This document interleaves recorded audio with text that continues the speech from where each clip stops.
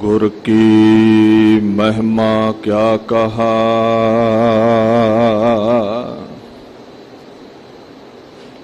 गुर विवेक सत सर।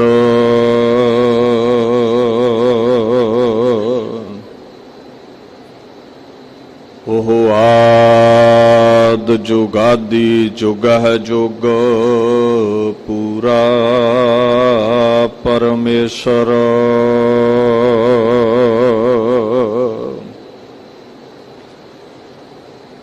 नाम ध्यावहो सद सदा,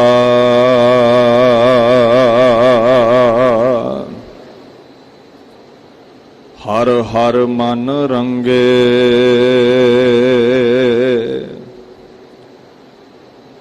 जियो प्राण धन गुरु है, नानक कै संगे।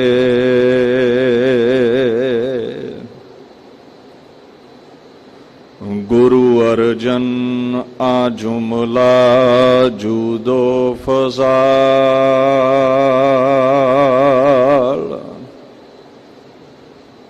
हकीकत पे हो हिंदे हक के जमाल।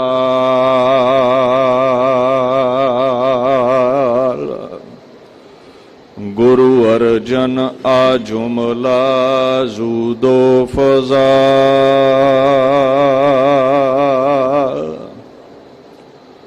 हकीकत पे हो हिंदे हक के जमाल।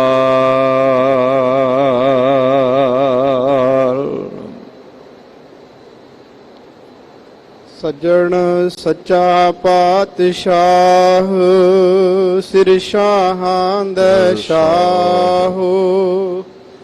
जिस पास बैठिया सोहिया, सबना दा विसाहो। सतनाम श्री वाहिगुरु साहिब जी। सालोक संत उदरन दयालं, आसरं गोपाल कीर्तन है। निर्मलं संत संगेण, ओट नानक परमेश्वर। संत उदरन दयालं, आसरं गोपाल कीर्तन है। निर्मलं संत संगेण, ओट नानक परमेश्वर। चंदन चंदना सरद रुत,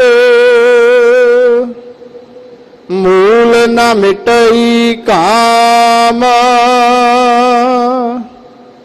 शीतल थीवै नानका,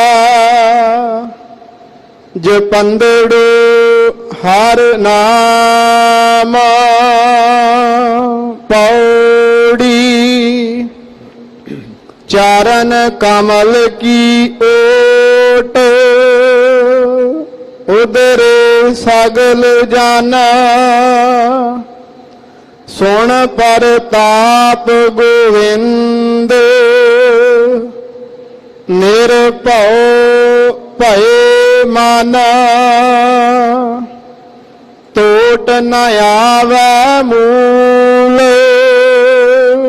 संचया नाम ताना। संत जना स्यों संग, पाइया वड्डा पुना। आठ पहर हर त्याए, हर जस नित सोना। ਸੰਤ ਜਨਾ ਸਿਉ ਸੰਗ ਪਾਈਐ ਵੱਡਾ ਪੁੰਨ ਆਠ ਪਹਿਰ ਹਰ ਧਿਆਏ ਹਰ ਜਸ ਨਿਤ ਸੋਨਾ। ਵਾਹਿਗੁਰੂ ਜੀ ਕਾ ਖਾਲਸਾ ਵਾਹਿਗੁਰੂ ਜੀ ਕੀ ਫਤਿਹ। ਪਰਮ ਸਨਮਾਨਯੋਗ ਗੁਰੂ ਰੂਪ ਖਾਲਸਾ ਸਾਧ ਸੰਗਤ ਜੀ, ਆਪ ਵੱਡਿਆਂ ਭਾਗਾਂ ਵਾਲੇ ਹੋ ਜੋ ਸ੍ਰੀ ਗੁਰੂ ਰਾਮਦਾਸ ਸਾਹਿਬ ਸੱਚੇ ਪਾਤਸ਼ਾਹ ਜੀ ਦੇ ਪਵਿੱਤਰ ਅਸਥਾਨ ਸ੍ਰੀ ਹਰਿਮੰਦਰ ਸਾਹਿਬ ਜੀ ਵਿਖੇ ਦਰਸ਼ਨ ਦੀਦਾਰੇ ਕਰ ਰਹੇ ਹੋ। ਧੰਨ ਧੰਨ ਸ੍ਰੀ ਗੁਰੂ ਨਾਨਕ ਦੇਵ ਮਹਾਰਾਜ ਜੀ ਦੇ ਸ਼ਬਦਾ ਅਵਤਾਰ, ਧੰਨ ਧੰਨ ਸ੍ਰੀ ਗੁਰੂ ਗ੍ਰੰਥ ਸਾਹਿਬ ਸੱਚੇ ਪਾਤਸ਼ਾਹ ਜੀ ਜੋ ਸ੍ਰੀ ਹਰਿਮੰਦਰ ਸਾਹਿਬ ਜੀ ਵਿਖੇ ਸੁਭਾਇਮਾਨ ਹੋ ਕੇ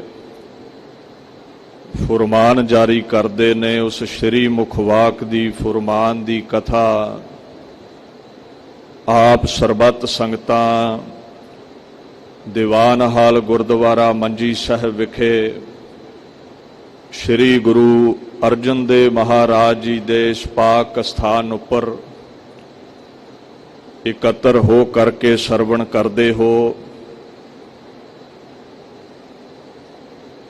ਅਕਾਲ ਪੁਰਖ ਦੀ ਵਡਿਆਈ, ਕਥਾ ਵਿਚਾਰਾਂ ਦਾ ਜੋ ਮਹਾਤਮ ਹੈ, ਆਪ ਸਰਬੱਤ ਸੰਗਤ ਬਾਣੀ ਦੇ ਵਿੱਚ ਪੜ੍ਹਦੇ ਹੋ। ਸੁਣ ਹਰ ਕਥਾ ਉਤਾਰੀ ਮੈਲ, ਮਹਾ ਪੁਨੀਤ ਭਏ ਸੁਖ ਸੈਲ। ਗੁਰਬਾਣੀ ਦੀ ਕਥਾ ਵਿਚਾਰ ਸੁਣਨ ਦੇ ਨਾਲ ਵਿਕਾਰਾਂ ਦੀ ਮੈਲ ਲੱਥਦੀ ਹੈ, ਰੋਗ ਅਤੇ ਸੋਗ ਮਿਟਦੇ ਹਨ। ਐਸਾ ਮਹਾਤਮ ਇਸ ਬਾਣੀ ਦੀ ਕਥਾ ਵਿਚਾਰ ਦਾ ਹੈ। ਔਰ ਜੋ ਫੁਰਮਾਨ ਆਪ ਸੰਗਤ ਨੇ ਸਰਵਣ ਕੀਤਾ ਹੈ, ਧੰਨ ਧੰਨ ਸ੍ਰੀ ਗੁਰੂ ਅਰਜਨ ਦੇਵ ਮਹਾਰਾਜ, ਜਿਨ੍ਹਾਂ ਬਾਬਤ ਧੁਰਕੀ ਬਾਣੀ ਦੇ ਬੋਲ ਨੇ, ਗੁਰ ਅਰਜਨ ਪ੍ਰਤੱਖ ਹਰ ਖੁਦ ਖੁਦਾ ਗੁਰੂ ਅਰਜਨ ਸਾਹਿਬ, ਜਿਨ੍ਹਾਂ ਨੇ ਭਲਾਈ ਲਈ, ਲੋਕਾਈ ਦੇ ਹਿੱਤ ਲਈ, ਚਿੰਤਾਵਾਂ ਦੇ ਨਾਸ਼ ਲਈ, ਮਰਦ ਜਾਤ ਨੂੰ, ਆਦਮ ਦੀ ਜਾਤ ਨੂੰ ਨਿਜਾਤ ਬਖਸ਼ਣ ਦੇ ਲਈ ਅਕਾਲੀ ਬਾਣੀ, ਧੁਰਕੀ ਬਾਣੀ ਇਸ ਰੂਹੇ ਜ਼ਮੀਨ ਦੇ ਉੱਤੇ ਗੁਰੂ ਨਾਨਕ ਤੋਂ ਲੈ ਕੇ ਗੁਰੂ ਗੋਬਿੰਦ ਸਿੰਘ ਤੱਕ ਦਸੋਂ ਪਾਤਸ਼ਾਹੀਆਂ ਦੇ ਸਰੂਪ ਧਾਰ ਕੇ ਪ੍ਰਗਟ ਕੀਤੀ। ਔਰ ਪਾਤਸ਼ਾਹਾਂ ਦੀ, ਭਗਤਾਂ ਦੀ, ਮਹਾਂਪੁਰਸ਼ਾਂ ਦੀ ਬਾਣੀ ਨੂੰ ਇੱਕ ਜਗ੍ਹਾ ਦਰਜ ਕਰਕੇ ਸ੍ਰੀ ਗੁਰੂ ਗ੍ਰੰਥ ਸਾਹਿਬ ਦੀ ਪਾਕ ਬੀੜ ਤਿਆਰ ਕਰਨਾ ਕੀਤੀ। ਔਰ ਗੁਰੂ ਗੋਬਿੰਦ ਸਿੰਘ ਮਹਾਰਾਜ ਜੀ ਨੇ ਫਿਰ ਸ੍ਰੀ ਗੁਰੂ ਅਰਜਨ ਸਾਹਿਬ ਜੀ ਵੱਲੋਂ ਇਕੱਤਰ ਕੀਤੀ ਗਈ ਬਾਣੀ ਨੂੰ ਗੁਰਤਾ ਦਾ ਤਖਤ ਬਖਸ਼ ਕੇ ਸ਼ਬਦਾ ਅਵਤਾਰ ਨੂੰ 11ਵਾਂ ਗੁਰੂ ਸਿੱਖ ਜਗਤ ਦਾ, ਲੋਕਾਈ ਦਾ ਥਾਪਣਾ ਕੀਤਾ। ਜੋ ਪ੍ਰਬੰਧ ਗੁਰੂ ਅਰਜਨ ਸਾਹਿਬ ਨੇ ਬਾਣੀ ਦਾ ਕੀਤਾ ਹੈ, ਜਿਨ੍ਹਾਂ ਦਾ ਪਵਿੱਤਰ ਫੁਰਮਾਨ ਅੱਜ ਲੋਕਾਈ ਦੇ ਹਿੱਤ ਵਿੱਚ ਆਇਆ ਹੈ, ਜੈਤ ਸ੍ਰੀ ਦੀ ਵਾਰ ਹੈ। ਔਰ ਉਸ ਵਾਰ ਦੇ ਵਿੱਚੋਂ 17 ਨੰਬਰ ਜੋ ਪੌੜੀ ਹੈ, ਸ਼ਲੋਕ ਹੈ, ਉਸ ਦੀ ਵਿਆਖਿਆ ਆਪ ਸੰਗਤ ਦੇ ਨਾਲ ਸਾਂਝੀ ਕਰਨੀ ਹੈ। ਇਹ ਵਾਰ ਆਪ ਸੰਗਤਾਂ ਬੜੇ ਆਨੰਦ ਦੇ ਨਾਲ ਪੜ੍ਹਦੇ ਹੋ। ਆਦ ਪੂਰਨ, ਮੱਧ ਪੂਰਨ, ਅੰਤ ਪੂਰਨ ਪਰਮੇਸ਼ਰ ਹੈ। ਉਹ ਜਿਹੜਾ ਪਰਮਾਤਮਾ ਹੈ, ਉਹ ਸਦੀਵੀ ਰਹਿਣ ਵਾਲਾ ਹੈ। ਉਸ ਦੀ ਵਡਿਆਈ ਵਿੱਚ ਮਹਾਰਾਜ ਨੇ ਇਹ ਬਾਣੀ ਗਾਇਨ ਕੀਤੀ ਹੈ। ਭਾਈ ਸਾਹਿਬ ਭਾਈ ਨੰਦ ਲਾਲ ਨੇ ਗੁਰੂ ਅਰਜਨ ਸਾਹਿਬ ਸੱਚੇ ਪਾਤਸ਼ਾਹ ਬਾਬਤ ਇੱਕ ਬਚਨ ਕਿਹਾ ਹੈ, ਬਾਣੀ ਦੇ ਪ੍ਰਬੰਧ ਦੇ ਪ੍ਰਥਾਏ।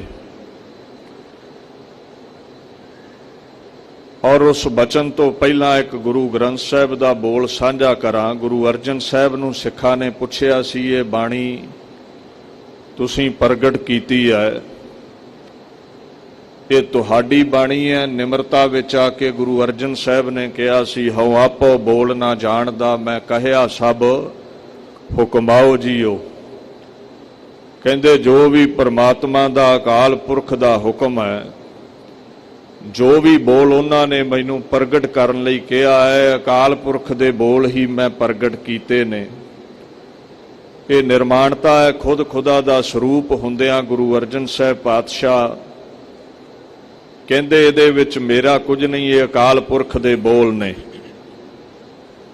ਭਾਈ ਸਾਹਿਬ ਭਾਈ ਨੰਦ ਲਾਲ ਨੇ ਇਹ ਬਚਨ ਕੀਤਾ ਹੈ, ਜ਼ਿਲਾਏ ਮਕਾਲੇ ਹਕ ਆਮਦ ਅਜ਼ੋ, ਜ਼ਿਲਾਏ ਮਕਾਲੇ ਹਕ ਆਮਦ ਅਜ਼ੋ, ਫਰੋਗੇ ਜਮਾਲੇ ਹਕ ਆਮਦ ਅਬੋ।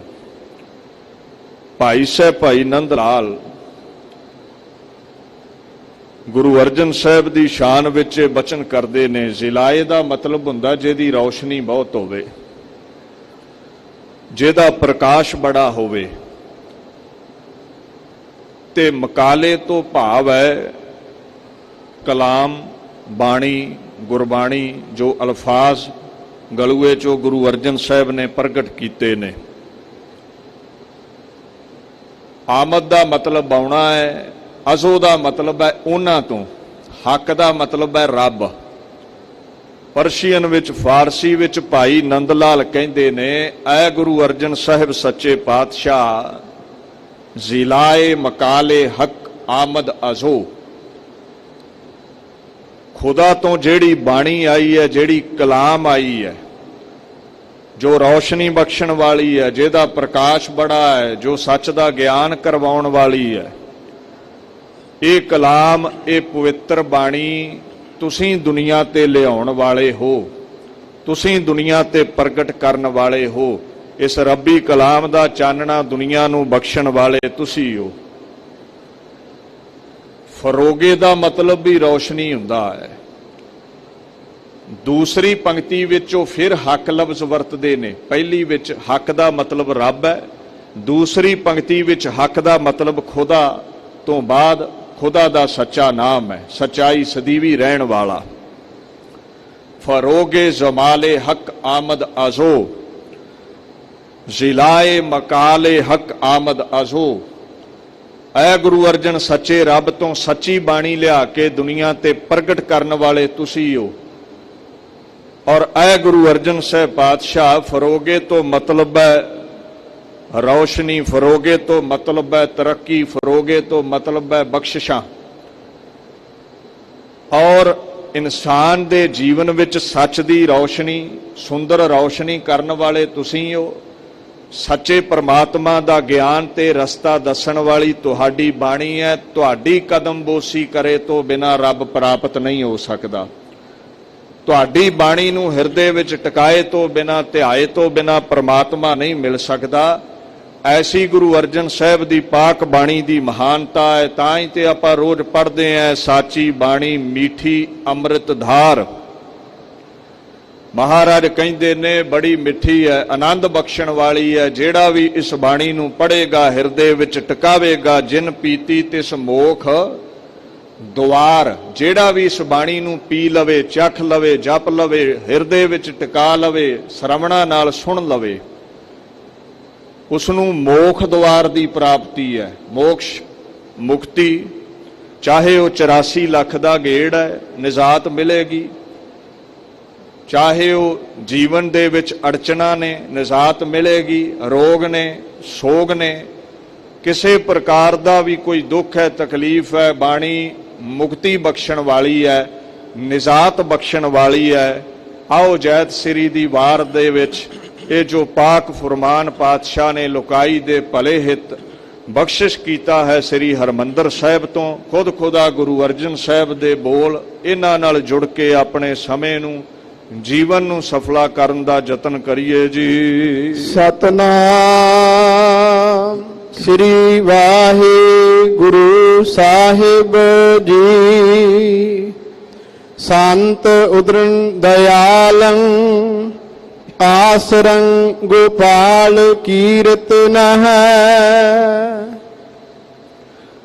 ਧੰਨ ਧੰਨ ਸ੍ਰੀ ਗੁਰੂ ਅਰਜਨ ਦੇਵ ਮਹਾਰਾਜ 709 ਅੰਗ ਉੱਪਰ ਇਹ ਸ਼ਲੋਕ ਰਾਹੀਂ ਸਾਨੂੰ ਫੁਰਮਾਨ ਜਾਰੀ ਕਰਦੇ ਨੇ।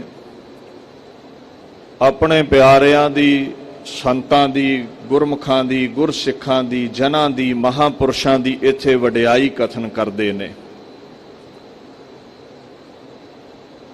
ਸੰਤ ਉਦਰਣ ਦਇਆਲੰ, ਸੰਤਾਂ ਦੀ ਬੁਲੰਦ ਹਸਤੀ ਇੰਨੀ ਕੁ ਉੱਚੀ ਹੈ। ਕਿੰਨਾ ਸੰਤਾਂ ਦੀ ਹਸਤੀ ਉੱਚੀ ਹੈ? ਕਹਿੰਦੇ ਆਸਰੰ ਗੋਪਾਲ ਕੀਰਤਨ ਹੈ। ਜਿਨ੍ਹਾਂ ਦਾ ਆਸਰਾ ਗੋਪਾਲ ਦਾ ਕੀਰਤਨ ਹੈ, ਪ੍ਰਮਾਤਮਾ ਦੇ ਕੀਰਤਨ ਦਾ ਜਿਨ੍ਹਾਂ ਨੂੰ ਆਸਰਾ ਹੈ, ਜਿਹੜੇ ਹੋਰ ਕਿਸੇ ਦਰ ਤੇ ਨਹੀਂ ਝੁਕਦੇ, ਕੇਵਲ ਇੱਕ ਅਕਾਲ ਪੁਰਖ ਅੱਗੇ ਝੁਕਦੇ ਨੇ, ਕੇਵਲ ਇੱਕ ਅਕਾਲ ਪੁਰਖ ਦਾ ਨਾਮ ਜਪਦੇ ਨੇ, ਐਸੇ ਬਾਣੀ ਬਾਣੇ ਦੇ ਧਾਰਨੀ ਜੋ ਮਹਾਪੁਰਸ਼ ਨੇ, ਸੰਤ ਨੇ, ਉਦਰਣ ਉਹ ਉਧਾਰ ਕਰਤਾ ਨੇ। ਉਹਨਾਂ ਦੀ ਸੰਗਤ ਕਰੇਗਾ, ਦੁੱਖਾਂ ਕਲੇਸ਼ਾਂ ਰੋਗਾਂ ਸੋਗਾਂ ਤੋਂ 84 ਦੇ ਬੰਧਨਾਂ ਤੋਂ ਤੇਰਾ ਉਧਾਰ ਹੋ ਜਾਵੇਗਾ। ਕਿਉਂ ਉਧਾਰ ਕਰਤਾ ਨੇ? ਕਹਿੰਦੇ ਉਹ ਦਿਆਲੂ ਬੜੇ ਨੇ, ਉਹ ਹਰ ਇੱਕ ਤੇ ਦਇਆ ਕਰਦੇ ਨੇ। ਸੰਤ ਉਦਰਣ ਦਇਆਲੰ, ਉਹ ਦਇਆਵਾਨ ਨੇ, ਉਹ ਦਿਆਲੂ ਨੇ। ਦੂਸਰਾ ਇਹਦਾ ਅਰਥ ਇਉਂ ਹੈ, ਪਰਮਾਤਮਾ ਬੜਾ ਦਿਆਲੂ ਹੈ, ਉਹ ਉਧਾਰ ਕਰਤਾ ਹੈ। ਔਰ ਉਸ ਪਰਮਾਤਮਾ ਦਾ ਨਾਮ ਸੰਤ ਸਦੀਵੀ ਜਪਦੇ ਨੇ। ਉਸ ਪਰਮਾਤਮਾ ਦੇ ਨਾਮ ਦਾ ਆਸਰਾ ਹੀ ਸੰਤਾਂ ਨੂੰ ਹੈ, ਦੂਸਰਾ ਕੋਈ ਉਹ ਆਸਰਾ ਨਹੀਂ ਤੱਕਦੇ। ਦਾ ਗੋਡ ਇਜ਼ ਮਰਸੀਫੁਲ, ਹਰ ਇੱਕ ਤੇ ਦਇਆ ਕਰਦਾ ਹੈ ਪਰਮਾਤਮਾ, ਔਰ ਉਸ ਦਇਆ ਦੇ ਵਿੱਚੋਂ ਹੀ ਆਪਣੀ ਓਟ ਆਸਰਾ ਆਪਣੇ ਪਿਆਰਿਆਂ ਸੰਤਾਂ ਨੂੰ ਬਖਸ਼ਦਾ ਹੈ, ਜਿਹੜੇ ਉਹਦਾ ਨਾਮ ਜਪਦੇ ਨੇ। ਸਾਨੂੰ ਉਹਦਾ ਆਸਰਾ ਇਸ ਲਈ ਨਹੀਂ ਮਿਲਦਾ, ਅਸੀਂ ਹੋੜ ਬਰੇ ਆਸਰੇ ਤੱਕੇ ਹੋਏ ਨੇ। ਜਿਹੜੇ ਕੇਵਲ ਇੱਕ ਉਸ ਦੇ ਆਸਰੇ ਨੇ, ਉਹਨਾਂ ਨੂੰ ਇਹ ਹਸਤੀ ਪ੍ਰਾਪਤ ਹੋ ਜਾਂਦੀ ਹੈ। ਉਹ ਆਪ ਤੇ ਮੁਕਤੀ ਨੇ, ਆਪ ਮੁਕਤ ਕਰੈ ਸੰਸਾਰ, ਨਾਨਕ ਤਿਸ ਜਨ ਕੋ ਸਦਾ ਨਮਸਕਾਰ। ਇਹੀ ਬੋਲ ਗੁਰੂ ਅਰਜਨ ਸਾਹਿਬ ਦੇ ਨੇ। ਸੰਤ ਉਦਰਣ ਦਇਆਲੰ ਆਸਰੰ ਗੋਪਾਲ ਕੀਰਤਨ ਹੈ। ਸਾਧੂਆਂ, ਸਤਪੁਰਸ਼ਾਂ, ਦਇਆਲ ਪੁਰਸ਼ਾਂ ਦਾ ਆਸਰਾ ਕੇਵਲ ਇੱਕ ਅਕਾਲ ਪੁਰਖ ਦਾ ਨਾਮ ਹੋਇਆ ਕਰਦਾ ਹੈ। ਇੱਥੇ ਜਿਹੜੇ ਲਫ਼ਜ਼ ਵਰਤੇ ਗਏ ਨੇ ਸੰਤ, ਹੁਣ ਦੋ ਪ੍ਰਕਾਰ ਦੀ ਦੁਨੀਆ ਹੈ, ਚਾਨਣਾ ਹੈ, ਹਨੇਰਾ ਹੈ, ਗਿਆਨ ਹੈ, ਅਗਿਆਨ ਹੈ, ਦਿਨ ਹੈ, ਰਾਤ ਹੈ। ਸਾਕਤ ਨੇ, ਸੰਤ ਨੇ, ਗੁਰਮੁਖ ਨੇ, ਮਨਮੁਖ ਨੇ। ਠੀਕ ਹੈ, ਅਸੀਂ ਗੁਰੂ ਪਾਤਸ਼ਾਹ ਦੇ ਬਖਸ਼ੇ ਬਾਣੇ ਦਾ, ਲਿਬਾਸ ਦਾ ਸਤਿਕਾਰ ਕਰਦੇ ਹਾਂ, ਪਰ ਵੇਖਣ ਨੂੰ ਕਈ ਵਾਰ ਬਗਲਾ ਵੀ ਹੰਸੀ ਜਾਪਦਾ ਹੈ। ਅੱਛਾ, ਬਗਲੇ ਦੀਆਂ ਆਦਤਾਂ ਬੜੀਆਂ ਵਿਗੜੀਆਂ ਨੇ। ਅਗਰ ਸਮਾਧੀ ਲਾ ਵੀ ਲੈਂਦਾ ਹੈ ਤੇ ਮਾਰ ਹੇਠ ਜਦੋਂ ਮੱਛੀ ਆਉਂਦੀ ਹੈ ਉਦੋਂ ਸਮਾਧੀ ਖੋਲ ਲੈਂਦਾ ਹੈ, ਅੱਖਾਂ ਪੁੱਟ ਲੈਂਦਾ ਤੇ ਉਹਨੂੰ ਛਕ ਜਾਂਦਾ ਹੈ। ਹੰਸ ਸ਼ਾਂਤ ਚਿੱਤ ਸਰੋਵਰ ਵਿੱਚ ਰਹਿੰਦੇ ਨੇ, ਖੁਰਾਕ ਉਹਨਾਂ ਦੀ ਮੋਤੀ ਹੈ, ਉਹਨਾਂ ਨੂੰ ਇਹੋ ਜਿਹਾ ਪਖੰਡ ਕਪਟ ਨਹੀਂ ਆਉਂਦਾ। ਕਈ ਵਾਰ ਅਸੀਂ ਬਾਣਾ ਪਾ ਕੇ ਲੋਕਾਈ ਨੂੰ ਗੁੰਮਰਾਹ ਕਰਦੇ ਹਾਂ, ਸਮਾਧੀ ਸਾਡੀ ਬਗਲੇ ਵਾਲੀ ਹੈ। ਸ਼ਿਕਾਰ ਅਸੀਂ ਗਿਣਦੇ ਰਹਿੰਦੇ ਹਾਂ ਵੀ ਕਿਹੜਾ ਮਾਇਆ ਧਾਰੀ ਹੈ, ਕਿਹਨੂੰ ਗੋਡਿਆਂ ਤੇ ਬਿਠਾਉਣਾ ਹੈ, ਕਿਹੜਾ ਗਰੀਬੜਾ ਹੈ ਜਿਹਨੂੰ ਦਰ ਤੋਂ ਦੂਰ ਕਰਨਾ ਹੈ। ਔਰ ਤੈਨੂੰ ਅਗਰ ਕਿਸੇ ਨੇ ਧੋਖਾ ਦਿੱਤਾ ਹੈ, ਤੇਰੇ ਨਾਲ ਕਿਸੇ ਨੇ ਪਖੰਡ ਕਮਾਇਆ ਹੈ, ਤੇ ਤੂੰ ਕਈ ਵਾਰ ਕੀ ਕਰਦਾ ਹੈ ਵੀ ਹਰ ਬਾਣੇ ਵਾਲੇ ਦੀ ਨਿੰਦਾ ਸ਼ੁਰੂ ਕਰ ਦਿੰਦਾ ਹੈ। ਤੂੰ ਹੰਸ ਨੂੰ ਵੀ ਬਗਲਾ ਦੱਸਣ ਲੱਗ ਜਾਣਾ ਹੈ।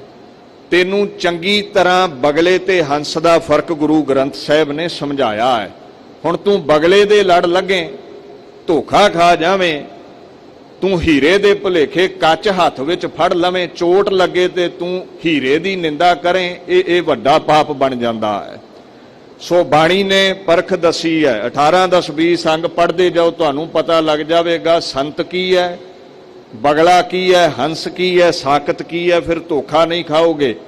ਜਦੋਂ ਰਸਤੇ ਵਿੱਚ ਆਪਾਂ ਦੇਖਦੇ ਹਾਂ ਕਿਸੇ ਮੰਜ਼ਿਲ ਵੱਲ ਨੂੰ ਜਾਣਾ ਹੈ, ਉਹ ਇੱਕ ਪੱਥਰ ਜਿਹਾ ਲੱਗਾ ਹੁੰਦਾ ਨਾ, ਉਹਦੇ ਤੇ ਕਿਲੋਮੀਟਰ ਤੇ ਉਸ ਇਲਾਕੇ ਦਾ, ਪਿੰਡ ਦਾ ਨਾਮ ਲਿਖਿਆ ਹੁੰਦਾ ਹੈ।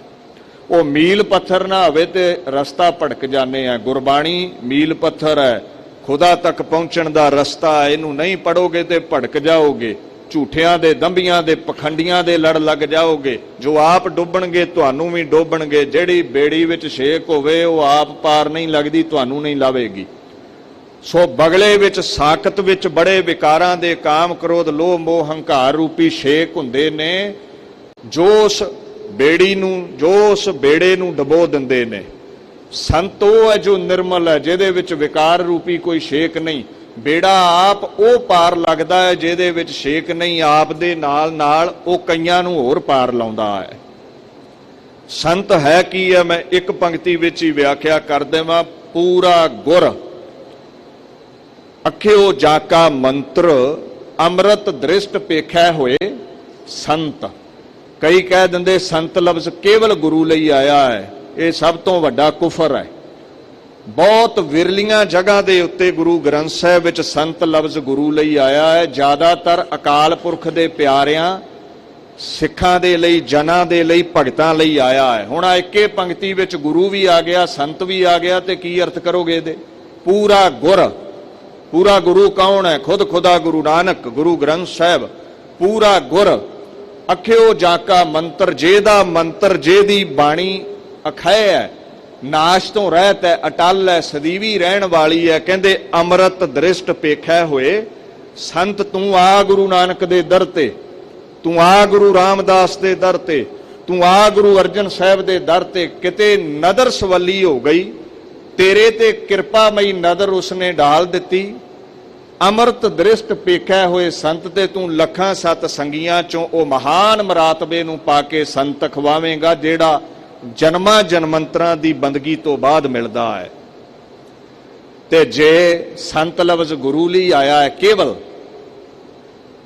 ਤੇ ਫਿਰ ਤੇ ਗੁਰੂ ਗ੍ਰੰਥ ਸਾਹਿਬ ਤੋਂ ਬਾਅਦ ਕਿਹੜੇ ਸੰਤ ਹੈ ਨਹੀਂ? ਸਾਰਿਆਂ ਨੂੰ ਹੀ ਗੁਰੂ ਮੰਨਣ ਲੱਗ ਪਵਾਂਗੇ ਆਪਾਂ? ਤੇ ਨਹੀਂ, ਸੰਤ ਬੜੇ ਨੇ, ਸੰਤ ਸਮੂਹ ਅਨੇਕ ਮਤੀ ਕੇ, ਬੇਅੰਤ ਨੇ ਸੰਤ। ਪਰ ਗੁਰੂ ਕੇਵਲ ਇੱਕ ਅਕਾਲੀ ਜੋਤ ਗੁਰੂ ਨਾਨਕ ਦੀ ਆਈ ਹੈ, ਜਿਸ ਨੇ 10 ਜਾਮੇ ਬਦਲੇ ਨੇ। ਅੱਜ ਉਹ ਸ਼ਬਦਾ ਅਵਤਾਰ ਵਿੱਚ ਗੁਰੂ ਗ੍ਰੰਥ ਸਾਹਿਬ ਬਣ ਕੇ ਸ਼ਸ਼ੋਭਤ ਹੈ। ਜੋਤ 오ਹਾ ਜੁਗਤ ਸਾਈ ਸਹਿ ਕਾਇਆ ਫੇਰ ਪਲਟੀ ਹੈ। 10 ਕਾਇਆ, 10 ਸਰੀਰ ਪਲਟੇ, ਫਿਰ ਸ਼ਬਦ ਸਰੂਪ ਵਿੱਚ ਆ ਗਏ। ਹਾਂ, ਸੰਤ ਬੜੇ ਨੇ, ਰੱਬ ਨਾਲ ਜੋੜਨ ਵਾਲਿਆਂ ਦਾ ਅਦਬ ਹੈ, ਸਤਿਕਾਰ ਹੈ, ਰੱਬ ਦਾ ਵਾਸਤਾ ਹੈ। ਚੰਮ ਦੇ ਲਿਫਾਫਿਆਂ ਨੂੰ ਗੁਰੂ ਨਾ ਬਣਾਇਆ ਕਰੋ। ਅਗਰ ਕੋਈ ਸਾਕਤ ਹੈ, ਸਾਕਤ ਆਖੋ, ਬੰਦਗੀ ਕਰਦਾ ਹੈ ਤੇ ਸੰਤ ਆਖੋ। ਪਰ ਗੁਰੂ ਕੇਵਲ ਸਾਡੇ ਗੁਰੂ ਗ੍ਰੰਥ ਸਾਹਿਬ ਸੱਚੇ ਪਾਤਸ਼ਾਹ ਨੇ। ਗੁਰੂ ਕੇਵਲ 10 ਪਾਤਸ਼ਾਹੀਆਂ ਜੋ ਸਰਗੁਣ ਸਰੂਪ ਖੁਦਾ ਨੇ ਧਾਰਿਆ ਉਹੀ ਹੋਏ ਨੇ। ਖੈਰ, ਜਿਹਦੇ ਤੇ ਗੁਰੂ ਦੀ ਨਜ਼ਰ ਸਵੱਲੀ ਹੋ ਜਾਵੇ, ਅੰਮ੍ਰਿਤ ਦ੍ਰਿਸ਼ਟ ਪੇਖਿਆ ਹੋਏ ਸੰਤ, ਉਹਦੇ ਫਿਰ ਲੱਛਣ ਕੀ ਨੇ ਸੰਤ ਦੇ? ਜਿਨ੍ਹਾਂ ਸਾਸ ਗਿਰਾਸ ਨਾ ਵਿਸਰੈ, ਹਰ ਨਾਮਾ ਮਨ ਮੰਤ, ਧਨ ਸੇ ਸੇਈ ਨਾਨਕਾ ਪੂਰਨ ਸੋਈ ਸੰਤ। ਜਿਹੜਾ ਹਰ ਸਾਹ ਦੇ ਨਾਲ, ਗਿਰਾਸ ਹਰ ਬੁਰਕੀ ਦੇ ਨਾਲ ਗੁਰੂ ਨਾਨਕ ਦੇ ਨਾਮ ਨੂੰ ਜਪਦਾ ਹੈ, ਉਹ ਸੰਤ ਹੈ। ਇਹ ਡੈਫੀਨੇਸ਼ਨ ਹੈ ਸੰਤ ਦੀ। ਉਹ ਸੰਤ ਹੈ ਜਿਹੜਾ ਸਵਾਸਾਂ ਨਾਲ ਨਾਮ ਜਪਦਾ ਹੈ, ਉਹਨੂੰ ਪੂਰਨ ਸੰਤ ਕਿਹਾ ਜਾਂਦਾ ਹੈ। ਐਸੇ ਸੰਤਾਂ ਦੀ ਜਿਹੜੀ ਸੰਗਤ ਹੈ, ਉਹਦੇ ਲਈ ਗੁਰੂ ਅਰਜਨ ਸਾਹਿਬ ਨੇ ਇਹ ਮਾਣ ਵਿੱਚ, ਵਡਿਆਈ ਵਿੱਚ ਲਫ਼ਜ਼ ਵਰਤੇ ਨੇ। ਸੰਤ ਉਦਰਣ ਦਇਆਲੰ ਆਸਰੰ ਗੋਪਾਲ ਕੀਰਤਨ ਹੈ। ਜਿਹੜੇ ਸਵਾਸਾਂ ਨਾਲ ਨਾਮ ਜਪਦੇ ਨੇ ਖੁਦਾ ਦੇ ਕੀਰਤਨ ਦਾ, ਜਿਨ੍ਹਾਂ ਨੂੰ ਆਸਰਾ ਹੈ, ਕੀਰਤੀ ਦੇ ਆਸਰੇ ਨੇ, ਜੋ ਉਹਨਾਂ ਦੀ ਸੰਗਤ ਕਰ, ਉਹ ਤੇਰਾ ਉਧਾਰ ਕਰ ਸਕਦੇ ਨੇ। ਇੱਕ ਹਿੰਦੀ ਦੇ ਵਿਦਵਾਨ ਨੇ ਸੰਤ ਦੀ ਵਡਿਆਈ ਵਿੱਚ ਵੀ ਬੋਲ ਕਹੇ ਨੇ। ਸੰਤ ਸ਼ਾਂਤ ਲਫ਼ਜ਼ ਦਾ ਹੀ ਬਦਲਿਆ ਹੋਇਆ ਰੂਪ ਹੈ। ਤੇ ਸ਼ਾਂਤ ਦਾ ਮਤਲਬ ਕੀ ਹੁੰਦਾ? ਜੋ ਸ਼ਾਂਤ ਹੈ, ਜਿਹਦੀਆਂ ਅੱਖਾਂ ਸ਼ਾਂਤ ਨੇ, ਬੁਰਾ ਨਹੀਂ ਵੇਖਦਾ, ਜਿਹਦਾ ਮਨ ਸ਼ਾਂਤ ਹੈ, ਜਿਹਦੇ ਵਿੱਚ ਬੁਰੇ ਫੁਰਨੇ ਹੈ ਨਹੀਂ, ਜਿਹਦੇ ਇੰਦਰੇ ਸ਼ਾਂਤ ਨੇ, ਜਿਹਦੇ ਮਨ ਦੀ ਭਟਕਣਾ ਮੁੱਕ ਗਈ ਹੈ, ਉਹਨੂੰ ਸੰਤ ਕਿਹਾ ਗਿਆ ਹੈ। ਜਿਨੇ ਫੁਰਨੇ ਰੋਕ ਲਏ, ਆਸਾ ਮਨਸਾ ਖਤਮ ਕਰ ਲਈ, ਐਸੇ ਮਹਾਪੁਰਸ਼ ਜਿਨ੍ਹਾਂ ਨੂੰ ਕੇਵਲ ਇੱਕ ਅਕਾਲ ਪੁਰਖ ਦੇ ਨਾਮ ਦਾ ਆਸਰਾ ਹੈ, ਉਹਨਾਂ ਬਾਬਤ ਹੀ ਗੁਰਬਾਣੀ ਦੇ ਬੋਲ ਨੇ ਜੀ। ਉਹਨਾਂ ਦੀ ਸੰਗਤ ਕਰੋ, ਉਹ ਉਧਾਰ ਕਰਤਾ ਨੇ। ਹਿੰਦੀ ਦਾ ਵਿਦਵਾਨ ਕਹਿੰਦਾ ਹੈ, ਜੋ ਵਿਅਕਤੀ ਸੰਤੁਲਨ ਮੇਂ ਰਹੇ, ਜੋ ਵਿਅਕਤੀ संतुलन में रहे, समझ लो वो संत है। ਜਿਹਦਾ ਸੰਤੁਲਨ ਨਹੀਂ ਵਿਗੜਦਾ, ਜਿਹੜਾ ਗਲਤ ਕਦਮ ਨਹੀਂ ਪੁੱਟਦਾ, ਜਿਹੜਾ ਇੱਕ ਖੁਦਾ ਤੋਂ ਬਿਨਾ ਦੂਸਰੇ ਬੰਨੇ ਨਹੀਂ ਝਾਕਦਾ। ਆਪਾਂ ਤੇ ਸਾਰੇ ਭਟਕਣਾ ਚ ਪਏ ਆ, ਦਰ ਦਰ ਤੇ ਆਪਾਂ ਭਟਕਦੇ ਆ, ਅੱਖਾਂ ਬੁਰਾ ਵੇਖਦੀਆਂ ਨੇ, ਮਨ ਵਿੱਚ ਮੈਲੇ ਫੁਰਨੇ ਨੇ, ਕਦਮ ਗਲਤ ਰਸਤੇ ਵੱਲ ਚੱਲਦੇ ਨੇ, ਹੱਥਾਂ ਨਾਲ ਕਰਮ ਮੰਦੇ ਕਰਦੇ ਆ। ਉਹ ਵਿਦਵਾਨ ਕਹਿੰਦਾ ਹੈ ਭਟਕਣਾ ਇਨਸਾਨੀ ਫਿਦਰਤ ਹੈ, भटकना इंसानी फितरत है, थम जाने से संत हो जाएगा। भटकना इंसानी फितरत है, थम जाने से संत हो जाएगा। जब जब अपना लेना संत प्रवृत्ति, जब अपना लेना संत प्रवृत्ति, हर भटकना का अंत हो जाएगा। अगर तू भटकदा है, अगर तेरा मन नहीं टिकदा, संत प्रवृत्ति संतां वाला सुभाਅ धार लै, रब दे गीत गाया कर, रब दे नाम दी वर्खा दे नाल वासना दी अग बुझ जावेगी, मन दी भटकना रुक जावेगी, तेरे मन नूं रब दा नाम बेड़ियां होके चुंबड़ जावेगा, तेरे नेत्र तेरे इंद्रे बुरा कर्म नहीं कमाउणगे। सो संत दा भाव है जो संतुलन है, जो इंद्रियां नूं काबू विच करके बैठा है। ऐसे संत दी संगत उधार कर दिंदी है, उच्चियां कर दिंदी है, निजात दिवा दिंदी है, मुक्ति दिवा दिंदी है। उन्हां दा संतां दा आसरा खुदा दा कीर्तन गुरु नानक दी कीर्ति होया करदी है।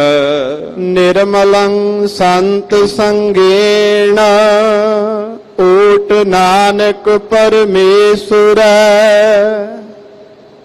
निर्मलंग तो भाव है जो निर्मल है, मैल तो रहत है। मैल कादी है साडे जीवन विच, असी चंगा नहीं सोचते, साडे नेत्र गैर दे शरीर नूं बुरी नज़र नाल नीत नाल तकदे ने, असी चंगे कर्म नहीं करते, ठगियां ठोरियां मारते हाँ। सो ये कर्म जो गुरमत दे विपरीत ने, करदियां करदियां पापां दी मैल इकट्ठी हुंदी जांदी है, जिहदे नाल मैले हो गए ते कहंदे रब निर्मल बड़ा है। हुण जल दे विच तेल अभेद नहीं हो सकदा, रूई दा चंगियाड़ी नाल मोल कोई नहीं है। इस गल दा ख्याल रखियो, अकाल पुरख बड़ा निर्मल है। दीन दुनिया दे मालक गुरु ग्रंथ साहिब कहंदे उहदे विच अभेद होण लई तैनूं भी मैल तो रहत होना पवेगा। पानी विच जल विच निर्मल जल ही समा सकदा है, तेल नहीं। सो ऐसे जिहड़े पूर्ण महापुरुष ने, अकाल पुरख नाल गुरु ग्रंथ साहिब नाल जोड़न वाले, अपने आप नूं गुरु अखवाउण वालियां दी गल नहीं कीती। इत्थे जिथे मैं है उथे रब नहीं जे रहिंदा, ਜਿਹੜਾ ਕਹਿੰਦਾ ਮੈਂ ਹੀ ਸਭ ਕੁਝ ਆ ਉੱਥੇ ਰੱਬ ਨਹੀਂ ਰਹਿੰਦਾ। ਸੰਤੋ ਜਿਹੜਾ ਗੁਰੂ ਪਰਮੇਸ਼ਰ ਨਾਲ ਜੋੜੇ। ਆਪਾਂ ਰੋਜ਼ ਪੜ੍ਹਦੇ ਆ ਹਰ ਜੀਓ ਹੰਕਾਰ ਨਾ ਭਾਵਈ, ਜਿਹੜਾ ਕਹਿੰਦਾ ਮੈਂ ਸਭ ਕੁਝ ਆ, ਜਿੱਥੇ ਮੈਂ ਆ ਉਸ ਮਨ ਦੇ ਭਾਂਡੇ 'ਚ ਰੱਬ ਨਹੀਂ ਟਿਕਦਾ। ਅੱਜ ਕੱਲ ਮੈਂ ਆਜ਼ਾਦੀ ਹੈ। ਖੈਰ ਮਹਾਰਾਜ ਗੁਰੂ ਗ੍ਰੰਥ ਸਾਹਿਬ ਕਹਿੰਦੇ ਨੇ ਨਿਰਮਲੰ ਸੰਤ ਸੰਗੇਣ, ਪੂਰਨ ਸੰਤਾਂ ਦੀ ਜਿਹੜੀ ਸੰਗਤ ਹੈ ਉਹ निर्मल ने संत ते तैनूं भी निर्मल कर देणगे। अकाल पुरख दे नाम नूं धिया के उन्हां अपने विकारां दी पापां दी मैल ला दित्ती है। जदों उन्हां कोल बैठ के चौंकड़ा ला के तूं नाम जपेगा, तेरी भी विकारां दी मैल लै जावेगी। सो उन्हां दी जिहड़ी संगत है, महाराज कहंदे ने वो बड़ी निर्मल करन वाली है। ओट नानक परमेश्वर है। वार वार महाराज दोहरा रहे ने गल भी, उन्होंने आसरा कीर्तन का है, उन्होंने आओट परमात्मा दी है, होर किसे दी नहीं। ऐसे जिहड़े संत ने उन्हां दी संगत कीतियां पवित्र हो जाईदा है, वो रब दे आसरे रहिंदे ने। ऐसे जिहड़े महापुरुष ने उन्हां परमात्मा दी ओट लई है, होर दूसरे दी ओट वो नहीं तकदे। One becomes immaculate and pure. कई कह दिंदे लै ये ते वाधू दीयां गल्लां जी, ਤੁਸੀਂ ਕਹਿ ਦਿੰਦੇ ਹੋ ਗੁਰਮੁਖਾਂ ਦੀ ਵਾਈਬ੍ਰੇਸ਼ਨ ਚੰਗੀ ਹੈ, ਮਨਮੁਖਾਂ ਦੀ ਮਾੜੀ ਹੈ, ਗੁਰਮੁਖਾਂ ਕੋਲ ਬੈਠਿਆਂ ਮਾੜੇ ਫੁਰਨੇ ਨਹੀਂ ਆਉਂਦੇ। ਇਹ ਅਸੀਂ ਨਹੀਂ ਕਹਿੰਦੇ, ਗੁਰੂ ਗ੍ਰੰਥ ਸਾਹਿਬ ਕਹਿੰਦੇ ਨੇ। ਕਹਿੰਦੇ you will become immaculate and pure. ਸੰਤ ਦੀ ਸੰਗਤ ਵਿੱਚ ਤੂੰ ਚੰਗੇ ਵਿਚਾਰਾਂ ਵਾਲਾ ਬਣੇਗਾ, ਮੰਦੇ ਫੁਰਨੇ ਤੇਰੇ ਕੋਲ ਨਹੀਂ ਆਉਣਗੇ। ਸੰਤਾਂ ਦੀ ਸੰਗਤ ਦਾ ਇਹ ਅਸਰ ਹੈ, ਤੂੰ ਮੈਲ ਤੋਂ ਰਹਿਤ ਹੋ ਜਾਵੇਂਗਾ। ਅੱਛਾ, ਕਿਵੇਂ ਮੈਲ ਤੋਂ ਰਹਿਤ ਹੁੰਦੇ ਨੇ? ਤੁਸੀਂ ਗੁਰਬਾਣੀ ਵਿੱਚ ਪੜ੍ਹਦੇ ਹੋ, ਨਿਰਮਲ ਉਦਕ ਗੋਵਿੰਦ ਕਾ ਨਾਮ, ਨਿਰਮਲ ਉਦਕ ਗੋਵਿੰਦ ਕਾ ਨਾਮ, ਮਜਨ ਕਰਤ ਪੂਰਨ ਸਭ ਕਾਮ। ਜਿਹੜਾ ਵੀ ਗੋਬਿੰਦ ਦੇ ਨਾਮ ਨੂੰ ਗਾਵੇਗਾ ਉਹ ਐਸਾ ਉਦਕ ਹੈ, ਐਸਾ ਪਵਿੱਤਰ ਜਲ ਹੈ, ਉਹਦਾ ਨਾਮ ਹਰ ਪ੍ਰਕਾਰ ਦੀ ਮੈਲ ਲਾ ਦੇਵੇਗਾ, ਕਾਮ ਕ੍ਰੋਧ ਲੋਭ ਆਦਿ ਦੀ। ਇੱਥੇ ਹੀ ਬਸ ਨਹੀਂ, ਕਹਿੰਦੇ ਮਜਨ ਕਰਤ ਪੂਰਨ ਸਭ ਕਾਮ। ਇਸ਼ਨਾਨ ਕਰ ਲੈ ਨਾਮ ਜਲ ਦੇ ਵਿੱਚ, ਤੇਰੇ ਸਾਰੇ ਹੀ ਕਾਰਜ ਨੇਪਰੇ ਚੜ ਜਾਣਗੇ। ਇਹ ਨਾਮ ਜਪ ਕੇ ਸੰਤ ਨਿਰਮਲ ਹੋਏ ਨੇ, ਔਰ ਜਿਹੜਾ ਸੰਤਾਂ ਦੀ ਸੰਗਤ ਵਿੱਚ ਆਵੇਗਾ ਉਹ ਵੀ ਮੈਲ ਤੋਂ ਰਹਿਤ ਹੋ ਜਾਵੇਗਾ। ਜੋ ਪੂਰੇ ਸੰਤ ਨੇ, ਨਿਰਮਲ ਸੂਚੇ ਸਾਚੋ ਭਾਵੈ। ਜਦੋਂ ਤੁਸੀਂ ਨਿਰਮਲ ਹੋ ਗਏ, ਸੱਚ ਸਰੂਪ ਨੂੰ ਚੰਗੇ ਲੱਗੋਗੇ, ਫਿਰ ਪਾਣੀ 'ਚ ਪਾਣੀ ਭੇਦ ਹੋ ਜਾਵੇਗਾ। ਜਦੋਂ ਮੈਲ ਲੱਥ ਗਈ, ਜਿੰਨਾ ਚਿਰ ਵਿਕਾਰਾਂ ਦੀ ਮੈਲ ਹੈ, ਰੱਬ ਦਾ ਵਾਸਤਾ ਹੀ ਲੱਖ ਯਤਨ ਕਰ ਲਾ, ਦਾਵੇ ਕਰ ਲਾ, ਸਭ ਕਹਤੇ ਹੈ ਪਾਇਆ, ਘਾਟ ਨਾ ਕਿਨਹੀ ਕਹਾਇਆ। ਸਾਰੇ ਹੀ ਆਂਦੇ ਨੇ ਪੂਰੇ ਆ। ਜਿੰਨਾ ਚਿਰ ਕਾਮ ਕ੍ਰੋਧ ਲੋਭ ਮੋਹ ਹੰਕਾਰ ਵਿੱਚੋਂ ਰੰਚਕ ਮਾਤਰ ਵੀ ਕਰਮ ਕਰਦਿਆਂ ਤੇਰੇ ਤੇ ਮੈਲ ਲੱਗ ਗਈ, ਤੂੰ ਨਿਰਮਲ ਨਹੀਂ। ਜਿਹੜਾ ਨਿਰਮਲ ਨਹੀਂ ਉਹ ਰੱਬ ਨਹੀਂ ਪਾ ਸਕਦਾ। ਰੱਬ ਉਸਨੇ ਪਾਇਆ ਜੋ ਨਿਰਮਲ ਹੈ। ਇੱਕ ਜਗ੍ਹਾ ਹੋਰ ਗੁਰੂ ਗ੍ਰੰਥ ਸਾਹਿਬ ਕਹਿੰਦੇ ਨੇ, ਸੰਤ ਪ੍ਰਤਾਪ ਦੁਰਤ ਸਭ ਨਸੈ। ਸੰਤਾਂ ਦਾ ਇਦਾਂ ਦਾ ਪ੍ਰਤਾਪ ਹੈ, ਉਹਨਾਂ ਦੇ ਕੋਲ ਬੈਠਿਆਂ ਹੀ ਮਾੜੇ ਫੁਰਨੇ ਭੱਜ ਜਾਂਦੇ ਨੇ, ਮੈਲ ਲੈ ਜਾਂਦੀ ਹੈ। ਇਹ ਉਹਨਾਂ ਦੀ ਬਰਕਤ ਹੈ ਜੋ ਨਾਮ ਚੋਂ ਹਾਸਲ ਕੀਤੀ ਹੈ। ਔਰ ਉਹ ਆਪਣੇ ਕੋਲ ਬਿਠਾ ਕੇ ਜਗਿਆਸੂਆਂ ਨੂੰ ਗੁਰੂ ਨਾਨਕ ਦਾ ਨਾਮ ਜਪਾਉਂਦੇ ਨੇ। ਜੇ ਕੋਈ ਆਖੇ ਮੇਰਾ ਨਾਮ ਜਪੋ, ਬਿਠਾ ਲਵੇ ਤੁਹਾਨੂੰ ਕੋਲ, ਦੌੜ ਜਾਇਓ ਜਿੱਥੇ ਮੈਂ ਆ, ਮੈਂ ਫਿਰ ਦੁਹਰਾ ਦਵਾਂ, ਹਰ ਜੀਓ ਅਹੰਕਾਰ ਨਾ ਪਾਵਈ। ਉਥੇ ਕੁਝ ਨਹੀਂ ਜੇ ਮਿਲਣਾ। ਜਿਹੜਾ ਗੁਰੂ ਗ੍ਰੰਥ ਸਾਹਿਬ ਨਾਲ ਜੋੜੇ, ਅਕਾਲ ਪੁਰਖ ਦੇ ਗੀਤ ਗਵਾਵੇ, ਖੁਦਾ ਦੇ ਗੀਤ ਗਵਾਵੇ, ਉਹ ਪੂਰਾ ਸੰਤ ਹੈ। ਉਹ ਆਪ ਵੀ ਨਾਮ ਜਪ ਕੇ ਪਹੁੰਚਿਆ ਹੈ ਤੇ ਹੋਰਾਂ ਨੂੰ ਵੀ ਗੁਰੂ ਦੇ ਲੜ ਲਾਉਂਦਾ ਹੈ। ਐਸੇ ਜਿਹੜੇ ਸੰਤ ਨੇ ਉਹਨਾਂ ਨੂੰ ਪ੍ਰਮਾਤਮਾ ਦਾ ਆਸਰਾ ਹੈ। ਓਟ ਦੇ ਅਰਥ ਬੜੇ ਨੇ। ਓਟ ਦਾ ਮਤਲਬ ਪਰਦਾ ਵੀ ਹੁੰਦਾ ਹੈ। ਪਰਮਾਤਮਾ ਉਹਨਾਂ ਦੇ ਕਰਮਾਂ ਨੂੰ ਪਰਦਾ ਪਾ ਕੇ ਢੱਕ ਵੀ ਲੈਂਦਾ ਹੈ, ਜਿਹੜੇ ਉਹਦਾ ਨਾਮ ਜਪਦੇ ਨੇ। ਯਾਦ ਰੱਖਿਓ ਇਸ ਗੱਲ ਨੂੰ। ਦੀਨ ਦੁਨੀਆ ਦੇ ਮਾਲਕ, ਉਹਦੇ ਪਿਆਰੇ ਸੰਤ, ਉਹਨਾਂ ਦਾ ਉਹ ਆਸਰਾ ਵੀ ਹੈ, ਉਹਨਾਂ ਲਈ ਪਰਦਾ ਵੀ ਹੈ, ਓਲਾ ਵੀ ਹੈ। ਸਦੀਵੀ ਉਹਨਾਂ ਨੂੰ ਆਪਣੇ ਚਰਨਾਂ ਵਿੱਚ ਰੱਖਦਾ ਹੈ। ਇੱਥੇ ਲਫ਼ਜ਼ ਵਰਤਿਆ ਹੈ ਮਹਾਰਾਜ ਗੁਰੂ ਅਰਜਨ ਸਾਹਿਬ ਨੇ, ਜਦੋਂ ਆਖਣ ਲੱਗੇ ਵੀ ਸੰਤਾਂ ਦਾ ਆਸਰਾ ਅਕਾਲ ਪੁਰਖ ਹੈ। ਨਿਰਮਲੰ ਸੰਤ ਸੰਗੇਨ ਓਟ ਨਾਨਕ ਪਰਮੇਸ਼ਰ ਹੈ। ਪਰਮੇਸ਼ਰ, ਪਰਮ ਕਹਿੰਦੇ ਨੇ ਉੱਚਾ, ਈਸ਼ਵਰ ਕਹਿੰਦੇ ਨੇ ਖੁਦਾ ਨੂੰ, ਜੋ ਸਭ ਤੋਂ ਵੱਡਾ ਹੈ, ਸੁਆਮੀ ਹੈ, ਮਾਲਕ ਹੈ। ਤੇ ਸਭ ਤੋਂ ਵੱਡਾ ਕੌਣ ਹੈ? ਸਭ ਤੇ ਵੱਡਾ ਸਤਿਗੁਰੂ ਨਾਨਕ, ਜਿਨ ਕਲ ਰਾਖੀ ਮੇਰੀ। ਉਹ ਖੁਦਾ ਗੁਰੂ ਨਾਨਕ ਬਣ ਕੇ ਦੁਨੀਆ ਤੇ ਆਇਆ। ਸੰਤਾਂ ਨੂੰ ਉਸ ਗੁਰੂ ਨਾਨਕ ਦਾ ਆਸਰਾ ਹੈ। ਬਰਕ ਨੇ ਇੱਕ ਗੱਲ ਬੜੀ ਪਿਆਰੀ ਕਹੀ ਸੀ। ਉਹ ਸਿੱਖ ਨਹੀਂ ਹੈ, ਗੈਰ ਸਿੱਖ ਹੁੰਦਿਆਂ ਵੀ ਉਹਨੇ ਸ਼ਾਇਰੀ ਵਿੱਚ ਜਦੋਂ ਕਲਮ ਚਲਾਈ, ਕਹਿੰਦਾ ਹਮਾਰੇ ਦਿਲ ਕੇ ਆਇਨੇ ਮੇਂ ਹੈ ਤਸਵੀਰ ਨਾਨਕ ਕੀ। ਨਾਨਕ ਨਿਰੰਕਾਰੀ ਕਿੱਡਾ ਵੱਡਾ ਹੈ।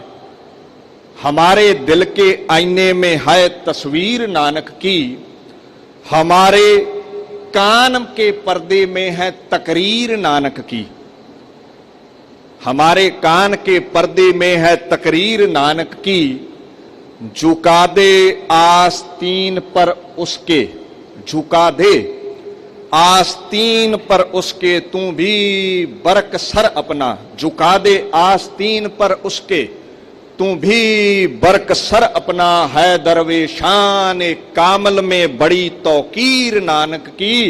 ऐ बरक तेरा कोई भी धर्म है, गुरु नानक दे दर ते तू सिर झुका दे, जो सरन आवे तिस कंठ लावे। गुरु नानक तो वड्डा दुनिया ते कोई नहीं। कामल कहंदे ने करामाती, गुरु नानक तो वड्डा करामाती संत, करामाती महापुरुष, करामाती रहबर पैगंबर अवतार दुनिया ते कोई देवता नहीं आया।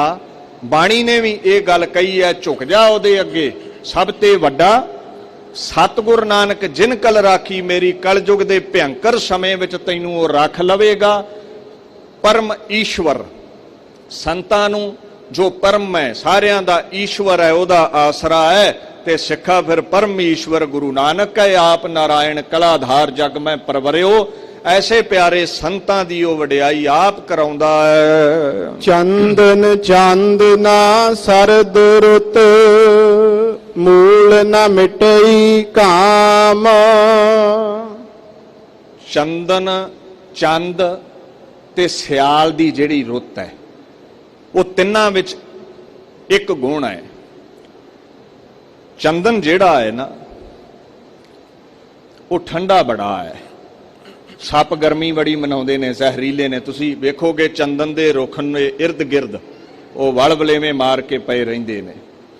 ਜਿੱਥੇ ਚੰਦਨ ਦੇ ਰੁੱਖ ਹੋਣਗੇ ਉੱਥੇ ਸੱਪਾਂ ਦਾ ਵਾਸਾ ਹੋਵੇਗਾ, ਕਿਉਂਕਿ ਸੱਪ ਜ਼ਹਿਰੀਲਾ ਹੈ, ਗਰਮੀ ਬੜੀ ਮਨਾਉਂਦਾ ਹੈ। ਚੰਦਨ ਠੰਡਾ ਬੜਾ ਹੈ। ਤੁਸੀਂ ਇੰਗਲਿਸ਼ ਵਿੱਚ ਵੀ ਲੱਭਣਾ ਹੋਵੇ, ਸੈਂਟਾਲਮ ਅਲਬਮ ਚੰਦਨ ਦਾ ਨਾਮ ਹੈ। ਇਹਦੀ ਇਹ ਸਿਫਤ ਹੈ, ਇੱਕ ਤੇ ਇਹਦੇ ਵਰਗਾ ਕਿਸੇ ਦੂਸਰੇ ਲੱਕੜ ਦੇ ਟੁਕੜੇ ਦਾ ਮੁੱਲ ਨਹੀਂ। ਆ ਜਿੰਨੇ ਵੀ ਪਰਫਿਊਮ ਮਾਦਕ ਇਹ ਸਭ ਇਹ ਤੋਂ ਬਣਦੇ ਨੇ, ਸੈਂਟ ਇਹਦੇ ਤੋਂ ਬਣਦਾ ਹੈ। ਔਰ ਜਦੋਂ ਵੀ ਕਿਸੇ ਮਹਾਪੁਰਸ਼ ਦੀ ਵਡਿਆਈ ਕਰਨੀ ਹੋਵੇ, ਆਪਾਂ ਕਹਿ ਦਿੰਨੇ ਵੀ ਇਹ ਸਾਧੂ ਤੇ ਚੰਦਨ ਵਰਗਾ ਹੈ। ਗੁਰਮਤ ਦੀ ਖੁਸ਼ਬੋਈ ਇਹਦੇ ਕੋਲੋਂ ਬੜੀ ਆਉਂਦੀ ਹੈ। ਦੀਨ ਦੁਨੀਆ ਦੇ ਮਾਲਕ ਕਹਿੰਦੇ ਚੰਦਨ ਠੰਡਾ ਹੈ। ਜਿੱਥੇ ਸੂਰਜ ਗਰਮੀ ਦਾ ਪ੍ਰਤੀਕ ਹੈ, ਉੱਥੇ ਚੰਦ ਠੰਡਕ ਦਾ ਪ੍ਰਤੀਕ ਹੈ। ਸਰਦ ਰੁੱਤ ਜਿਹੜੀ ਹੈ ਬੜੀ ਠੰਡੀ ਹੈ। ਸਿਆਲਾਂ ਵਿੱਚ ਮੌਸਮ ਬੜਾ ਠੰਡਾ ਹੈ। ਪਰ ਜੇ ਤੁਸੀਂ ਆਖੋ ਵੀ ਸਿਆਲ ਰੁੱਤ ਜਾਂ ਚੰਦਨ ਦੀ ਠੰਡਕ, ਚੰਦਰਮੇ ਦੀਆਂ ਰੌਸ਼ਨੀਆਂ ਦੀ ਠੰਡਕ ਤੁਹਾਡੇ ਅੰਦਰ ਦੀ ਘਾਮ ਗਰਮੀ ਨੂੰ ਮਿਟਾ ਦੇਵੇਗੀ, ਤੇ ਇਹ 101% ਝੂਠ ਹੈ। ਚੰਦ ਦੀ ਰੌਸ਼ਨੀ, ਚੰਦਨ ਦੀ ਸੰਗਤ ਸਿਆਲ ਰੁੱਤ ਚੰਮ ਨੂੰ ਤੇ ਠੰਡਿਆਂ ਕਰ ਸਕਦੀ ਹੈ, ਪਰ ਮਨ ਨੂੰ ਠੰਡਿਆਂ ਨਹੀਂ ਕਰ ਸਕਦੀ। ਸੋ ਮਹਾਰਾਜ ਇੱਥੇ ਘਾਮ ਲਫ਼ਜ਼ ਵਰਤਦੇ ਨੇ। ਘਾਮ ਕਾਹਦੀ ਹੈ ਸਾਨੂੰ? ਤਪਤ ਕਾਹਦੀ ਹੈ ਸਾਨੂੰ? ਵਿਕਾਰਾਂ ਦੀ ਤਪਤ। ਬੜੀਆਂ ਇਛਾਵਾਂ ਨੇ, ਪੂਰਤੀ ਨਹੀਂ ਹੁੰਦੀ, ਮੰਗਾਂ ਪੂਰੀਆਂ ਨਹੀਂ ਹੁੰਦੀਆਂ, ਫਿਰ ਤਪਦੇ ਰਹਿੰਦੇ ਆ, ਤ੍ਰਿਸ਼ਨਾ ਦੀ ਅੱਗ ਵਿੱਚ ਸੜਦੇ ਰਹਿੰਦੇ ਆ, ਆਂਡੀਆਂ ਗੁਆਂਢੀਆਂ ਨੂੰ ਵੇਖ ਕੇ ਮੱਚਦੇ ਰਹਿੰਦੇ ਆ। ਕਈ ਪ੍ਰਕਾਰ ਦੀ ਸਾਨੂੰ ਤਪਤ ਹੈ, ਕਈ ਪ੍ਰਕਾਰ ਦਾ ਸਾਨੂੰ ਸੇਕ ਹੈ। ਪਰ ਚੰਦ ਦੀ ਠੰਡਕ, ਚੰਦਰਮੇ ਦੀ ਰੌਸ਼ਨੀ ਤੈਨੂੰ ਮਨ ਕਰਕੇ ਠੰਡਿਆਂ ਕਰ ਦਵੇ, ਚੰਦਨ ਠੰਡਿਆਂ ਕਰ ਦਵੇ, ਤੈਨੂੰ ਸਰਦ ਰੁੱਤ ਠੰਡਿਆਂ ਕਰ ਦਵੇ। ਮਹਾਰਾਜ ਕਹਿੰਦੇ ਮੂਲ ਤੋਂ ਹੀ ਕਦਾਚਿਤ ਇਹ ਰੱਦ ਕਰਦੇ, ਇਹ ਨਹੀਂ ਹੋ ਸਕਦਾ। ਇਹਨਾਂ ਨਾਲ ਮਨ ਤੇਰਾ ਠੰਡਾ ਨਹੀਂ ਪੈ ਸਕਦਾ। ਸੀਤਲ ਥੀਵੈ ਨਾਨਕਾ, ਜਪੰਦੜੂ ਹਰ ਨਾਮ। ਜੋ ਚੰਦਰਮੇ ਦੀ ਰੌਸ਼ਨੀ, ਚੰਦਨ ਦੀ ਸੰਗਤ ਸਰਦ ਰੁੱਤ ਵਿੱਚ ਰਿਆਂ ਨਹੀਂ ਹੋ ਸਕਦਾ, ਉਹ ਨਾਨਕ ਨਿਰੰਕਾਰੀ ਦਾ ਨਾਮ ਜਪਿਆਂ ਹਾਸਲ ਹੋ ਜਾਂਦਾ ਹੈ। ਮਨ ਨੂੰ ਸੰਤੋਖ ਆ ਜਾਂਦਾ ਹੈ। ਸੀਤਲ ਥੀਵੈ, ਤੇਰਾ ਮਨ ਠੰਡਾ ਠਾਰ ਹੋ ਜਾਵੇਗਾ। ਨਾਨਕ ਨਿਰੰਕਾਰੀ ਦਾ ਨਾਮ ਗੁਰੂ ਅਰਜਨ ਸਾਹਿਬ ਪਾਤਸ਼ਾਹ ਇੱਥੇ ਵਰਤਦੇ ਨੇ। ਆਖਣ ਲੱਗੇ ਸੀਤਲ ਥੀਵੈ ਨਾਨਕਾ, ਜਪੰਦੜੋ ਹਰ ਨਾਮ। ਨਾਨਕ ਨਿਰੰਕਾਰੀ ਦੇ ਨਿਰਗੁਣ ਸਰੂਪ ਅਕਾਲ ਪੁਰਖ ਦਾ ਨਾਮ ਜਪਿਆ ਕਰ, ਤੈਨੂੰ ਠੰਡਕ ਆਵੇਗੀ। ਤੇਰਾ ਮਨ ਜਿਹੜਾ ਹੈ ਸੋਗ ਵਿੱਚ ਤਪਦਾ ਰਹਿੰਦਾ ਹੈ, ਇਛਾਵਾਂ ਵਿੱਚ ਤਪਦਾ ਰਹਿੰਦਾ ਹੈ, ਤ੍ਰਿਸ਼ਨਾ ਵਿੱਚ ਤਪਦਾ ਰਹਿੰਦਾ ਹੈ, ਉਹ ਠੰਡਾ ਠਾਰ ਹੋ ਜਾਵੇਗਾ, ਉਹ ਸੀਤਲ ਹੋ ਜਾਵੇਗਾ, ਸਰਦ ਹੋ ਜਾਵੇਗਾ, ਉਹਦੀ ਭੜਕਣਾ ਮੁੱਕ ਜਾਵੇਗੀ। ਐਸੀ ਬਰਕਤ ਗੁਰੂ ਨਾਨਕ ਦੇ ਨਾਮ ਵਿੱਚ ਹੈ। ਤੁਸੀਂ ਰੋਜ਼ ਪੜ੍ਹਦੇ ਹੋ, ਸੀਤਲ ਹਰ ਹਰ ਨਾਮ ਸਿਮਰਤ ਤਪਤ ਜਾਏ। ਜਿਹੜਾ ਵੀ ਹਰੀ ਦੇ ਨਾਮ ਨੂੰ ਸਿਮਰਦਾ ਹੈ, ਹਰਿਆਂ ਭਰਿਆਂ ਕਰਨ ਵਾਲੇ ਅਕਾਲ ਪੁਰਖ ਦੇ ਨਾਮ ਨੂੰ ਜਪਦਾ ਹੈ, ਹਿਰਦੇ ਵਿੱਚ ਟਿਕਾਉਂਦਾ ਹੈ, ਉਹਦਾ ਮਨ ਸ਼ਾਂਤ ਹੋ ਜਾਇਆ ਕਰਦਾ ਹੈ। ਪੌੜੀ ਚਰਨ ਕਮਲ ਕੀ ਓਟ, ਉਦਰੇ ਸਗਲ ਜਨ। ਮਹਾਰਾਜ ਕਹਿੰਦੇ ਨੇ, ਕਹਿੰਦੇ ਦੇਖੋ, ਪੌੜੀ ਵਿੱਚ ਫਰਮਾਨ ਕਰਦੇ ਨੇ, ਅਗਰ ਚਾਹੁੰਨਾ ਹੈ ਮਨ ਟਿਕ ਜਾਵੇ, ਅਗਰ ਚਾਹੁੰਨਾ ਹੈ ਸਤਪੁਰਸ਼ਾਂ ਦੀ ਨਿਆਈ, ਤੇਰੇ ਮਨ ਦੇ ਵਲਵਲੇ ਖਤਮ ਹੋ ਜਾਣ, ਤੇਰਾ ਮਨ ਸ਼ਾਂਤ ਠੰਡਾ ਹੋ ਜਾਵੇ, ਸਰਦ ਰੁੱਤ ਵਰਗਾ ਹੋ ਜਾਵੇ। ਤੇ ਮਹਾਰਾਜ ਕਹਿੰਦੇ ਫਿਰ ਇੱਕ ਕੰਮ ਕਰ, ਉਸ ਅਕਾਲ ਪੁਰਖ ਪਰਮੇਸ਼ਵਰ ਦੀ ਸ਼ਰਨ ਲੈ, ਚਰਨ ਕਮਲ ਕੀ ਓਟ ਉਧਰੇ ਸਗਲ ਜਨ। ਕਿਉਂਕਿ ਜਿੰਨੇ ਵੀ ਸਾਧੂਆਂ ਦੀ ਵਡਿਆਈ ਮਹਾਰਾਜ ਕਹਿੰਦੇ ਪਿੱਛੇ ਕੀਤੀ ਹੈ ਨਾ ਅਸੀਂ, ਉਹ ਸਾਰੇ ਅਕਾਲ ਪੁਰਖ ਦੀ ਓਟ ਲੈ ਕੇ, ਸ਼ਰਨ ਲੈ ਕੇ ਹੀ ਉਧਰੇ ਨੇ, ਉਧਾਰ ਹੋਇਆ ਹੈ ਉਹਨਾਂ ਦਾ, ਵਿਕਾਰਾਂ ਤੋਂ ਬਚੇ ਨੇ, ਸਰੀਰ ਦੇ ਰੋਗਾਂ ਤੋਂ ਬਚ ਗਏ, ਮਨ ਦੇ ਸਮਕ ਤਪਣੇ ਤੋਂ, ਸੋਗਾਂ ਤੋਂ ਬਚ ਗਏ। ਉਹਦੇ ਚਰਨ ਕਿੱਦਾਂ ਦੇ ਨੇ? ਕਹਿੰਦੇ ਕਮਲ ਵਰਗੇ ਨੇ। ਕਮਲ ਦਾ ਫੁੱਲ ਤੁਸੀਂ ਵੇਖਿਆ ਹੀ ਹੈ, ਛੱਪੜਾਂ ਵਿੱਚ, ਸਰੋਵਰਾਂ ਵਿੱਚ ਹੋਇਆ ਕਰਦਾ ਹੈ। ਕਈ ਵਾਰ ਉਹ ਗੁਲਾਬੀ ਜੀ ਭਾ ਮਾਰਦਾ ਹੈ, ਵੈਸੇ ਉਹ ਸਫੇਦ ਜ਼ਿਆਦਾਤਰ ਹੁੰਦਾ ਹੈ। ਔਰ ਇਹਨਾਂ ਨੂੰ ਮਾਣ ਦਿੱਤਾ ਹੈ ਭਾਰਤ ਵਰਸ਼ ਦੀ ਸੰਸਕ੍ਰਿਤੀ ਨੇ। ਗੁਰਦੁਆਰਿਆਂ ਦੇ ਗੁੰਮਜ ਵੀ ਆਪਾਂ ਕਮਲ ਦੀ ਸ਼ੇਪ 'ਚ ਬਣਾਏ ਨੇ, ਹਿੰਦੂ ਵੀਰਾਂ ਨੇ ਮੰਦਰ ਵੀ ਕਮਲ ਦੀ ਸ਼ੇਪ 'ਚ ਬਣਾਏ ਨੇ, ਜੋ ਉਹਨਾਂ ਦੇ ਗੁੰਮਜ ਨੇ, ਤੇ ਮਸੀਤਾਂ ਦੇ ਗੁੰਮਜ ਵੀ ਉਹਦੀ ਸ਼ੇਪ ਵਿੱਚ ਨੇ। ਜਦੋਂ ਵੀ ਕਿਸੇ ਦੀ ਵਡਿਆਈ ਕਰਨੀ ਹੈ, ਸੁੰਦਰਤਾ ਦੀ, ਆਪਾਂ ਕਹਿ ਦਿੰਨੇ ਜੀ ਫਲਾਣੇ ਦੇ ਨੇਤਰ ਕਮਲ ਵਰਗੇ, ਫਲਾਣੇ ਦੇ ਨੇਤਰ ਕਮਲ ਵਰਗੇ ਨੇ, ਚਰਨ ਕਮਲ ਵਰਗੇ ਨੇ, ਹਸਤ ਕਮਲ ਵਰਗੇ ਨੇ, ਲਬ ਕਮਲ ਵਰਗੇ ਨੇ। ਇਹ ਉਦਾਹਰਨਾਂ ਦਿੱਤੀਆਂ ਜਾਂਦੀਆਂ ਨੇ। ਗੁਰੂ ਨਾਨਕ ਅਕਾਲ ਪੁਰਖ ਦੇ ਚਰਨ ਜਿਹੜੇ ਨੇ ਉਹ ਕਮਲ ਵਰਗੇ ਸੁੰਦਰ ਨੇ, ਤੇ ਸਾਧਾਂ ਨੇ ਉਹਦੀ ਸ਼ਰਨ ਲਈ ਹੋਈ ਹੈ, ਇਸ ਕਰਕੇ ਉਹਨਾਂ ਦਾ ਉਧਾਰ ਹੋਇਆ ਹੈ। ਕਮਲ ਰੂਪ ਨੇ ਉਹ ਜਿਹੜੇ ਚਰਨ ਨੇ। ਸੋ ਮਹਾਰਾਜ ਇੱਥੇ ਇਹ ਗੱਲ ਸਮਝਾਉਂਦੇ ਨੇ, ਅਗਰ ਉਧਾਰ ਚਾਹੁੰਨਾ ਹੈ, ਜਿੰਨੇ ਵੀ ਜਨ ਨੇ, ਸਗਲ ਤੋਂ ਭਾਵ ਸਾਰੇ ਦੇ ਸਾਰੇ, ਉਹਨਾਂ ਦਾ ਉਧਾਰ ਅਕਾਲ ਪੁਰਖ ਦੇ ਚਰਨਾਂ ਵਿੱਚ ਲੱਗ ਕੇ ਹੀ ਹੋਇਆ ਹੈ। ਉਹਨਾਂ ਨੂੰ ਮੁਕਤੀ ਅਕਾਲ ਪੁਰਖ ਦੇ ਚਰਨਾਂ ਦੇ ਆਸਰੇ ਤੋਂ ਮਿਲੀ ਹੈ। ਜਿਵੇਂ ਬਾਣੀ ਕਹਿੰਦੀ ਹੈ, ਤਿੰਨ ਭਉ ਨਿਵਾਰ ਅਨਪੈ ਪਦ ਦੀਨਾ। ਤਿੰਨ ਭਉ ਨਿਵਾਰ ਅਨਪੈ ਪਦ ਦੀਨਾ, ਸ਼ਬਦ ਮਾਤਰ ਤੇ ਉਦਰ ਧਰੇ। ਗੁਰੂ ਨਾਨਕ ਨਿਰੰਕਾਰੀ ਨੇ ਸ਼ਬਦ ਦੀ ਬਰਕਤ ਨਾਲ ਹੀ ਉਧਾਰ ਕੀਤਾ ਹੈ ਇਹਨਾਂ ਸੰਤਾਂ ਦਾ, ਜਦੋਂ ਸੰਤਾਂ ਨੇ ਗੁਰੂ ਦੀ ਸ਼ਰਨ ਗ੍ਰਹਿਣ ਕੀਤੀ ਹੈ। ਜਿਹੜਾ ਸਗਲ ਹੈ ਨਾ ਲਫ਼ਜ਼, ਉਹ ਆਮ ਆਪਾਂ ਵਰਤਦੇ ਵੀ ਸਾਰੇ ਦੇ ਸਾਰੇ, ਤੇ ਜੇ ਤੁਸੀਂ ਸ਼ਗਲ ਲਫ਼ਜ਼ ਫਾਰਸੀ ਅਰਬੀ ਵਿੱਚ ਲੈ ਲਓ ਤੇ ਮਤਲਬ ਹੁੰਦਾ ਕਿਰਤ ਕਰਨੀ। ਸਗਲ ਜਨ, ਕੋਈ ਵੀ ਤੁਹਾਡੀ ਕਿਰਤ ਹੈ, ਅਗਰ ਤੁਸੀਂ ਕਿਸੇ ਪ੍ਰਕਾਰ ਦੀ ਕਿਰਤ ਵਿੱਚ ਜੋ ਗੁਰਮਤਿ ਦੇ ਵਿਪਰੀਤ ਹੈ ਜਕੜੇ ਹੋਏ ਹੋ, ਉਧਰੇ ਸਗਲ ਜਨ, ਉਸ ਕਿਰਤ ਚੋਂ ਨਿਕਲ ਜਾਓਗੇ, ਤੁਹਾਨੂੰ ਨਿਜਾਤ ਮਿਲੇਗੀ, ਤੁਹਾਨੂੰ ਮੁਕਤੀ ਹਾਸਲ ਹੋ ਜਾਵੇਗੀ। ਜਨ ਲਫ਼ਜ਼ ਸੰਤ ਲਈ ਵੀ ਆਇਆ ਹੈ, ਤੇ ਜੇ ਫਾਰਸੀ 'ਚ ਆ ਜਾਓ ਤੇ ਜਨ ਇਸਤਰੀ ਨੂੰ ਵੀ ਕਹਿੰਦੇ ਨੇ। ਇਸਤਰੀ ਦਾ ਵੀ ਉਧਾਰ ਹੈ ਗੁਰੂ ਨਾਨਕ ਦੇ ਗੀਤ ਗਾਇਆ, ਕਿਉਂਕਿ ਆਮ ਧਰਮਾਂ 'ਚ ਆਖਿਆ ਗਿਆ ਮਸਜਿਦਾਂ ਵਿੱਚ ਬੀਬੀਆਂ ਨੂੰ ਨਹੀਂ ਜਾਣ ਦਿੰਦੇ, ਮੰਦਰਾਂ ਵਿੱਚ ਬੀਬੀਆਂ ਨਹੀਂ ਜਾਂਦੀਆਂ। ਯਾਦ ਰੱਖਿਓ, ਇਸਤਰੀ ਜਾਤ ਬ੍ਰਾਹਮਣ ਕਹਿੰਦਾ ਰਾਮ ਦਾ ਨਾਮ ਨਹੀਂ ਜਪ ਸਕਦੀ, ਉਹਦਾ ਉਧਾਰ ਨਹੀਂ ਹੋ ਸਕਦਾ, ਨਾ ਸ਼ੂਦਰ ਜਪ ਸਕਦਾ। ਪਰ ਇੱਥੇ ਕੀ ਹੈ? ਗੁਰੂ ਨਾਨਕ ਸਾਹਿਬ ਕਹਿੰਦੇ ਆ ਸ਼ਰਨ ਲੈ ਗੁਰੂ ਦੀ, ਚਰਨ ਕਮਲ ਕੀ ਓਟ ਉਧਰੇ ਸਗਲ ਜਨ। ਸਭ ਇਸਤਰੀਆਂ ਦਾ ਵੀ ਉਧਾਰ ਕਰਨ ਵਾਲੇ ਨੇ ਗੁਰੂ ਪਾਤਸ਼ਾਹ, ਉਹਨਾਂ ਦੇ ਨਾਮ ਦੀ ਐਸੀ ਅਜ਼ਮਤ ਹੈ। ਸੁਣ ਪ੍ਰਤਾਪ ਗੋਵਿੰਦ, ਨਿਰਭਉ ਭਏ ਮਨ। ਮਹਾਰਾਜ ਆਖਣ ਲੱਗੇ, ਦੇਖੋ ਅਕਾਲ ਪੁਰਖ ਦੀ ਅਜ਼ਮਤ, ਤਾਕਤ, ਪ੍ਰਤਾਪ, ਕਰਾਮਾਤ ਐਸੀ ਹੈ। ਉਹਦੇ ਜਿਹੜੇ ਪਿਆਰੇ ਜਨ ਨੇ ਨਾ ਉਹ ਕਾਮ ਕ੍ਰੋਧ ਲੋਭ ਰੋਭ ਰੂਪੀ ਵਿਕਾਰਾਂ ਤੋਂ ਡਰਦੇ ਨੇ, ਨਾ ਪ੍ਰਤੱਖ ਕਿਸੇ ਦੁਸ਼ਮਣ ਦਾ ਉਹਨਾਂ ਨੂੰ ਡਰ ਹੈ। ਵੇਖੋ, ਜਿਹਦੇ ਸਿਰ ਤਾਂ ਮਾਲਕ ਤਕੜਾ ਹੋਵੇ, ਜ਼ੋਰਾਵਰ ਹੋਵੇ, ਉਹ ਕਿਸੇ ਤੋਂ ਡਰਦਾ ਨਹੀਂ ਹੈ।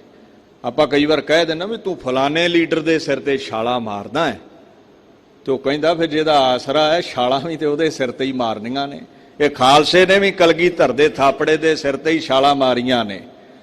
ਐਵੇਂ ਨਹੀਂ ਸਵਾ ਲੱਖ ਨਾਲ ਲੜਿਆ, ਐਵੇਂ ਨਹੀਂ ਭਾਈ ਨੰਦ ਲਾਲ ਕਹਿੰਦੇ ਸ਼ੇਰਾਨੇ ਅਫਵਾਜ਼ੇ ਮਨਸੂਰੇ ਅਸ਼ਯਕਾ ਤਾਜ, ਐਵੇਂ ਨਹੀਂ ਭਾਈ ਤਾਰੂ ਸਿੰਘ ਖੋਪੜ ਲਵਾ ਗਏ, ਡਾਰੀ ਕਿਸੇ ਦਾ ਨਹੀਂ ਹੈ। ਐਵੇਂ ਨਹੀਂ ਭਾਈ ਮਨੀ ਸਿੰਘ ਬੰਦ ਕਟਵਾ ਗਏ, ਕਿਸੇ ਬਾਦਸ਼ਾਹ ਦਾ ਡਰ ਨਹੀਂ, ਕਿਉਂਕਿ ਜਿਸ ਬਾਦਸ਼ਾਹ ਦਾ ਥਾਪੜਾ ਉਹਨਾਂ ਨੂੰ ਹੈ, ਉਹ ਲੋਕ ਪਰਲੋਕ ਦਾ ਬਾਦਸ਼ਾਹ ਕਲਗੀਧਰ ਹੈ, ਉਹਦੇ ਵਰਗਾ ਕੋਈ ਦੂਸਰਾ ਨਹੀਂ ਹੈ। ਜਿਹੜੇ ਗੁਰੂ ਦੇ ਆਸਰੇ ਨੇ, ਮਹਾਰਾਜ ਕਹਿੰਦੇ ਨਿਰਭਉ ਹੋ ਜਾਂਦੇ ਨੇ, ਉਹਨਾਂ ਨੂੰ ਕਿਸੇ ਦਾ ਡਰ ਨਹੀਂ। ਸੁਣ ਪ੍ਰਤਾਪ ਗੋਵਿੰਦ, ਨਿਰਭਉ ਭਏ ਜਨ, ਉਹ ਪਿਆਰੇ ਜਨ। ਗੋਬਿੰਦ, ਗੋ ਕਹਿੰਦੇ ਧਰਤੀ ਨੂੰ, ਬਿੰਦ ਪਾਲਣ ਵਾਲਾ, ਜੋ ਕੇਂਦਰ ਬਿੰਦੂ ਹੈ ਸਭਨਾ ਦਾ, ਸਭਨਾ ਨੂੰ ਪਾਲਣ ਵਾਲਾ ਹੈ। ਪਰਮਾਤਮਾ ਦੀ ਵਡਿਆਈ ਕਰਕੇ, ਇਕਬਾਲ ਕਰਕੇ ਉਹਦੇ ਪਿਆਰੇ ਸੰਤ ਐਸੇ ਨਿਰਭਉ ਹੋ ਗਏ, ਉਹ ਜਾਣਦੇ ਨੇ ਸਾਨੂੰ ਰੱਖਣ ਵਾਲਾ ਮਾਰਨ ਵਾਲੇ ਨਾਲੋਂ ਵੱਡਾ ਏ। ਇਸ ਕਰਕੇ ਉਹਨਾਂ ਨੂੰ ਕਿਸੇ ਦਾ ਭੈ ਨਹੀਂ ਰਹਿੰਦਾ, ਉਹਨਾਂ ਦੇ ਚੰਮ ਅੰਦਰ, ਖਲੜੀ ਅੰਦਰ ਕਿਸੇ ਦਾ ਡਰ ਨਹੀਂ ਰਹਿੰਦਾ। ਇਸ ਗੱਲ ਦਾ ਖਿਆਲ ਰੱਖਿਓ, ਨਿਰਭਉ ਭਏ ਸਗਲ ਭੈ ਮਿਟੇ। ਜਿਹੜਾ ਦੀਨ ਦੁਨੀਆ ਦੇ ਮਾਲਕ ਦੇ ਚਰਨੀ ਲੱਗ ਜਾਂਦਾ ਹੈ। ਇੱਕ ਜਗ੍ਹਾ ਮਹਾਰਾਜ ਨੇ ਕਿਹਾ ਹੈ, ਗੋਬਿੰਦ ਚਰਨ ਉਟਾਹੀ ਨਿਰਭਉ ਭਏ ਸਗਲ ਭੈ ਖੋਏ। ਗੋਬਿੰਦ ਚਰਨ ਉਟਾਹੀ, ਜਿਹੜਾ ਗੁਰੂ ਗੋਬਿੰਦ ਅਕਾਲ ਪੁਰਖ ਦੇ ਚਰਨੀ ਲੱਗਦਾ ਹੈ, ਉਹਦੇ ਸਾਰੇ ਭੈ ਮਿਟ ਜਾਂਦੇ ਹਨ। ਟੋਟ ਨ ਆਵੈ ਮੂਲ, ਸੰਚਿਆ ਨਾਮ ਧਨ। ਔਰ ਨਾਮ ਜਪਣ ਵਾਲੇ ਜਿਹੜੇ ਗੁਰਮੁਖ ਪਿਆਰੇ ਨੇ ਨਾ, ਦੁਨਿਆਵੀ ਤੌਰ ਤੇ ਵੀ ਉਹਨਾਂ ਨੂੰ ਕਿਸੇ ਪਦਾਰਥ ਦੀ ਤੋਟ ਨਹੀਂ ਆਉਂਦੀ। ਮਹਾਰਾਜ ਸਭ ਕੁਝ ਬਖਸ਼ਦੇ ਨੇ। ਔਰ ਦੂਸਰੇ ਬੰਨੇ ਜੋ ਅਕਾਲ ਪੁਰਖ ਦਾ ਨਾਮ ਹੈ, ਤੁਸੀਂ ਹੁਣ ਸੰਗਤ ਵਿੱਚ ਬੈਠ ਕੇ ਉਹਦੇ ਗੀਤ ਗਾਓ ਜਾਂ ਗੀਤ ਸੁਣ ਲਵੋ, ਇਹ ਨਾਮ ਧਨ ਮੁੱਕ ਥੋੜੀ ਚੱਲਿਆ ਹੈ। ਦੁਨਿਆਵੀ ਧਨ ਤੇ ਕਹਿ ਦਿੰਦੇ ਵੀ ਵਰਤਿਆਂ ਮੁੱਕ ਜਾਂਦਾ ਹੈ। ਨਾਮ ਦਾ ਧਨ ਜਿੰਨਾ ਹੋ ਸਕੇ ਇਹਦਾ ਲੰਗਰ ਲਾਇਆ ਕਰੋ, ਨਾਮ ਜਪਿਆ ਕਰੋ, ਬਾਣੀ ਪੜ੍ਹਿਆ ਕਰੋ, ਸ਼ਬਦ ਦਾ ਅਭਿਆਸ ਕਰਿਆ ਕਰੋ, ਕੀਰਤਨ ਕਰਿਆ ਕਰੋ। ਹੋਰਾਂ ਦੇ ਸਰਵਣਾਂ ਦੇ ਵਿੱਚ ਵੀ ਕੀਰਤੀ ਦੀ ਜਿਹੜੀ ਇਹ ਅਜ਼ਮਤ ਹੈ, ਬਰਕਤ ਹੈ, ਉਹ ਪੈ ਜਾਵੇ। ਹੋਰਾਂ ਨੂੰ ਕੋਲ ਬਿਠਾ ਕੇ ਵੀ ਇਹ ਰੱਬ ਦੇ ਗੀਤ ਗਾਇਆ ਕਰੋ। ਸੋ ਮਹਾਰਾਜ ਕਹਿੰਦੇ ਨੇ, ਦਿਨ ਰਾਤ ਲਿਵ ਲਾ ਕੇ ਉਹਦੀ ਕੀਰਤੀ ਗਾਉਣੀ ਹੈ। ਇਹ ਨਾਮ ਧਨ ਕਦੇ ਮੁੱਕਣ ਵਾਲਾ ਨਹੀਂ, ਇਹ ਕਦੇ ਖਤਮ ਨਹੀਂ ਹੋਣ ਵਾਲਾ। ਟੋਟ ਨਾ ਆਵੈ ਮੂਲ, ਸੰਚਿਆ ਨਾਮ ਧਨ। ਸੰਚ ਕੀ ਹੈ? ਇਕੱਠਿਆਂ ਕਰ ਲੈਣਾ, ਖਜ਼ਾਨਾ ਭਰ ਲੈਣਾ। ਜਿਨ੍ਹਾਂ ਨੇ ਨਾਮ ਧਨ ਇਕੱਠਾ ਕੀਤਾ ਉਹ ਕਦੇ ਮੁੱਕਦਾ ਨਹੀਂ, ਉਹਨਾਂ ਨੂੰ ਕਦੇ ਤੋਟ ਨਹੀਂ ਆਉਂਦੀ। ਤੁਸੀਂ ਰੋਜ਼ ਪੜ੍ਹਦੇ ਹੋ, ਕਥਨਾ ਕਥੀ ਨਾ ਆਵੈ ਤੋਟ, ਕਥ ਕਥ ਕਥੀ, ਕੋਟੀ ਕੋਟ ਕੋਟ। ਦੇਂਦਾ ਦੇ, ਲੈਂਦੇ ਥਕ ਪਾਹੇ ਜੁਗਾ ਜੁਗੰਤਰ। ਖਾਹੀ ਖਾਹੇ ਜਿਹੜੇ ਉਹਦਾ ਨਾਮ ਜਪਦੇ ਨੇ, ਨਾ ਦੁਨਿਆਵੀ ਪਦਾਰਥਾਂ ਦੀ ਤੋਟ ਹੈ, ਉਹਦੇ ਨਾਮ ਨੂੰ ਵੱਧ ਤੋਂ ਵੱਧ ਜਪੋ ਤੇ ਹੋਰਾਂ ਨੂੰ ਵੀ ਜਪਾਓ। ਇਹ ਨਾਮ ਧਨ ਕਦੇ ਮੁੱਕਦਾ ਨਹੀਂ ਹੈ। ਇਉਂ ਪਾਤਸ਼ਾਹ ਕੇ ਫਰਮਾਨ ਕਰਦੇ ਹਨ, ਸੰਤ ਜਨਾ ਸਿਉ ਸੰਗ, ਪਾਈਐ ਵੱਡਾ ਪੁੰਨ।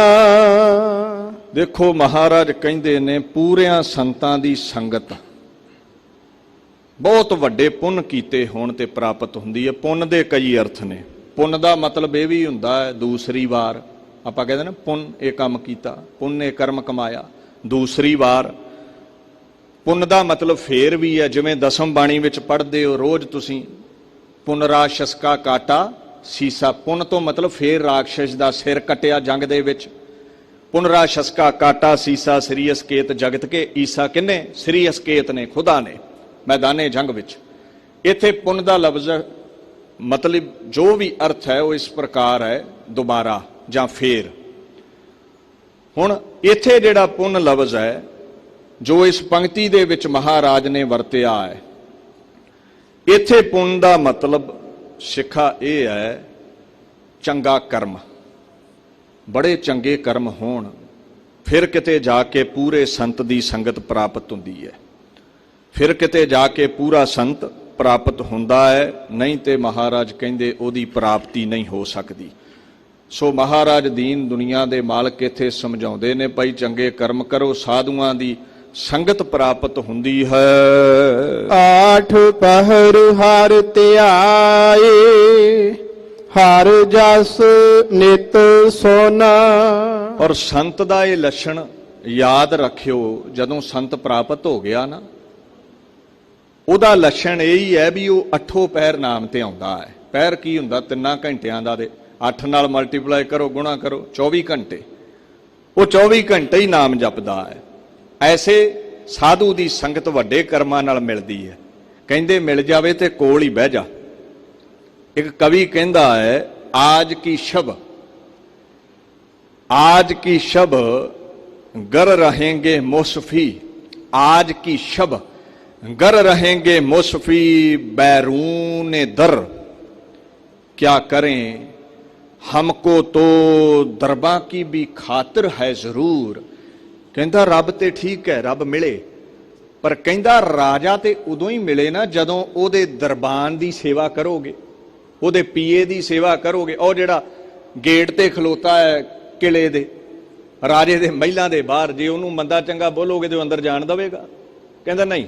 ਉਰਦੂ ਦਾ ਸ਼ਾਇਰ ਕਹਿੰਦਾ ਦੇਖ, ਮੁਸਫੀ ਕਹਿੰਦਾ ਦੇਖ, ਉਹ ਜਿਹੜਾ ਦਰਬਾਨ ਖਲੋਤਾ ਹੈ ਨਾ ਬਾਹਰ, ਉਹਦੇ ਚਰਨਾਂ 'ਚ ਹੀ ਬਹਿ ਕੇ ਸੇਵਾ ਤੇ ਲੱਗ ਜਾ, ਖੁਸ਼ ਹੋ ਗਿਆ ਤੇ ਤੈਨੂੰ ਰਾਜਾ ਮਿਲ ਪਵੇਗਾ। ਸਾਧੂਆਂ ਦੀ ਸੰਗਤ ਵੱਡੇ ਕਰਮਾਂ ਨਾਲ ਮਿਲਦੀ ਹੈ, ਉਹਨਾਂ ਦੀ ਸੇਵਾ ਕਰਕੇ ਉਹਨਾਂ ਨੂੰ ਪ੍ਰਸੰਨ ਕਰਨ ਵਾਲਾ ਜਿਹੜਾ ਹੈ, ਮਹਾਰਾਜ ਕਹਿੰਦੇ ਆ ਉਹ ਰੱਬ ਤਾਈਂ ਪਹੁੰਚਦਾ ਹੈ। ਪਰ ਖਿਆਲ ਰੱਖਿਓ ਕਿਤੇ ਬਗਲੇ ਕੋਲ ਨਾ ਬਹਿ ਜਾਓ ਹੰਸ ਦੇ ਭੁਲੇਖੇ। ਕਈ ਬਾਣਾ ਪਾ ਲੈਂਦੇ ਨੇ ਪਰ ਨਾਮ ਨਹੀਂ ਹੈ, ਬੰਦਗੀ ਨਹੀਂ ਹੈ, ਇਬਾਦਤ ਨਹੀਂ ਹੈ, ਚੌਂਕੜਾ ਨਹੀਂ ਹੈ, ਨਿਤਨੇਮ ਨਹੀਂ ਹੈ। ਮਹਾਰਾਜ ਕਹਿੰਦੇ ਜਦੋਂ ਸੰਤ ਕੋਲ ਬੈਠ ਗਏ ਫਿਰ ਉਹਦੇ ਪੂਰੇ ਲੱਛਣ ਇਹ ਨੇ, ਉਹ 8 ਪਹਿਰ ਹੀ ਨਾਮ ਜਪਦਾ ਹੈ, ਉਹ 8 ਪਹਿਰ ਹੀ ਅਭਿਆਸ ਕਰਦਾ ਹੈ, ਸਿਮਰਨ ਕਰਦਾ ਹੈ।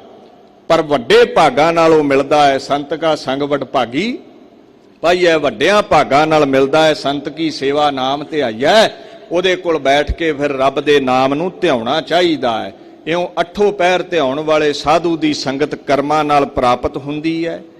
ਉਹ 8 ਹੀ ਪਹਿਰ ਨਾਮ ਜਪਦਾ ਹੈ, ਸੌਂਦਿਆਂ ਬਹਿੰਦਿਆਂ ਉੱਠਦਿਆਂ ਵੀ ਨਾਮ ਜਪਦਾ ਹੈ। ਤੁਸੀਂ ਪੜ੍ਹਦੇ ਹੋ, ਉੱਠਦਿਆਂ ਬਹਿੰਦਿਆਂ ਸੁੱਤਿਆਂ ਸਦਾ ਸਦਾ ਹਰ ਨਾਮ ਧਿਆਈਐ। ਜਿਹੜਾ ਉੱਠਦਿਆਂ ਬਹਿੰਦਿਆਂ ਸੁੱਤਿਆਂ ਨਾਮ ਧਿਆਉਂਦਾ ਹੈ, ਜਨ ਨਾਨਕ ਗੁਰਮੁਖ ਹਰ ਲਹੀਐ, ਉਹੀ ਗੁਰਮੁਖ ਬਣ ਸਕਦਾ ਹੈ, ਹਰੀ ਨੂੰ ਲੈ ਸਕਦਾ ਹੈ, ਪ੍ਰਾਪਤ ਕਰ ਸਕਦਾ ਏ। ਗੁਰਪਾਰ ਬ੍ਰਹਮ ਪਰਮੇਸ਼ਰ ਆਪ 8 ਪਹਿਰ ਨਾਨਕ ਗੁਰ ਜਾਪ। ਐਸੇ ਗੁਰੂ ਨਾਨਕ ਨੂੰ, ਅਕਾਲ ਪੁਰਖ ਨੂੰ 8 ਪਹਿਰ ਧਿਆਉਣ ਵਾਲਾ ਹੀ ਸੰਤ ਹੈ, ਰੱਬ ਦੇ ਗੀਤ ਗਾਉਣ ਵਾਲਾ ਹੀ ਸੰਤ ਹੈ। ਐਸੇ ਸੰਤ ਦੀ ਜਿਹੜੀ ਸੰਗਤ ਹੈ ਵੱਡਿਆਂ ਭਾਗਾਂ ਨਾਲ ਪ੍ਰਾਪਤ ਹੁੰਦੀ ਹੈ। ਪੂਰੇ ਸਤਪੁਰਸ਼ ਮਿਲ ਜਾਣ, ਉਹ ਮੀਲ ਪੱਥਰ ਦੀ ਨਿਆਈ ਨੇ ਜੋ ਗੁਰੂ ਨਾਨਕ ਤਾਈਂ ਰੱਬ ਤਾਈਂ ਪਹੁੰਚਾ ਦਿੰਦੇ ਨੇ। ਦਾਸ ਇੱਥੇ ਹੀ ਆਪਣੀ ਵਿਚਾਰ ਨੂੰ ਸੰਕੋਚਦਾ ਹੈ। ਆਪ ਸਰਬੱਤ ਸੰਗਤ ਦਾ ਧੰਨਵਾਦ, ਸਿੰਘ ਸਾਹਿਬ ਗਿਆਨੀ ਜਗਤਾਰ ਸਿੰਘ ਜੀ ਹੁਣਾਂ ਦਾ ਧੰਨਵਾਦ, ਸ਼੍ਰੋਮਣੀ ਗੁਰਦੁਆਰਾ ਪ੍ਰਬੰਧਕ ਕਮੇਟੀ ਦੇ ਸਮੂਹ ਸੇਵਾਦਾਰਾਂ ਦਾ, ਗੁਰੂ ਕੇ ਵਜ਼ੀਰਾਂ ਦਾ, ਸਿੰਘ ਸਾਹਿਬਾਨਾਂ ਦਾ ਧੰਨਵਾਦ। ਇੰਨੀ ਕੁ ਹਾਜ਼ਰੀ ਪ੍ਰਵਾਨ ਕਰਨੀ, ਵਿਚਾਰ ਕਰਦਿਆਂ ਬੇਅੰਤ ਤਰੁੱਟੀਆਂ ਰਹਿ ਜਾਂਦੀਆਂ ਨੇ। ਗੁਰੂ ਅਰਜਨ ਸਾਹਿਬ ਸੱਚੇ ਪਾਤਸ਼ਾਹ ਬਖਸ਼ ਦੇਣ। ਖੰਡੇ ਦੀ ਪੌਲ ਛਕੋ, ਗੁਰੂ ਵਾਲੇ ਬਣੋ।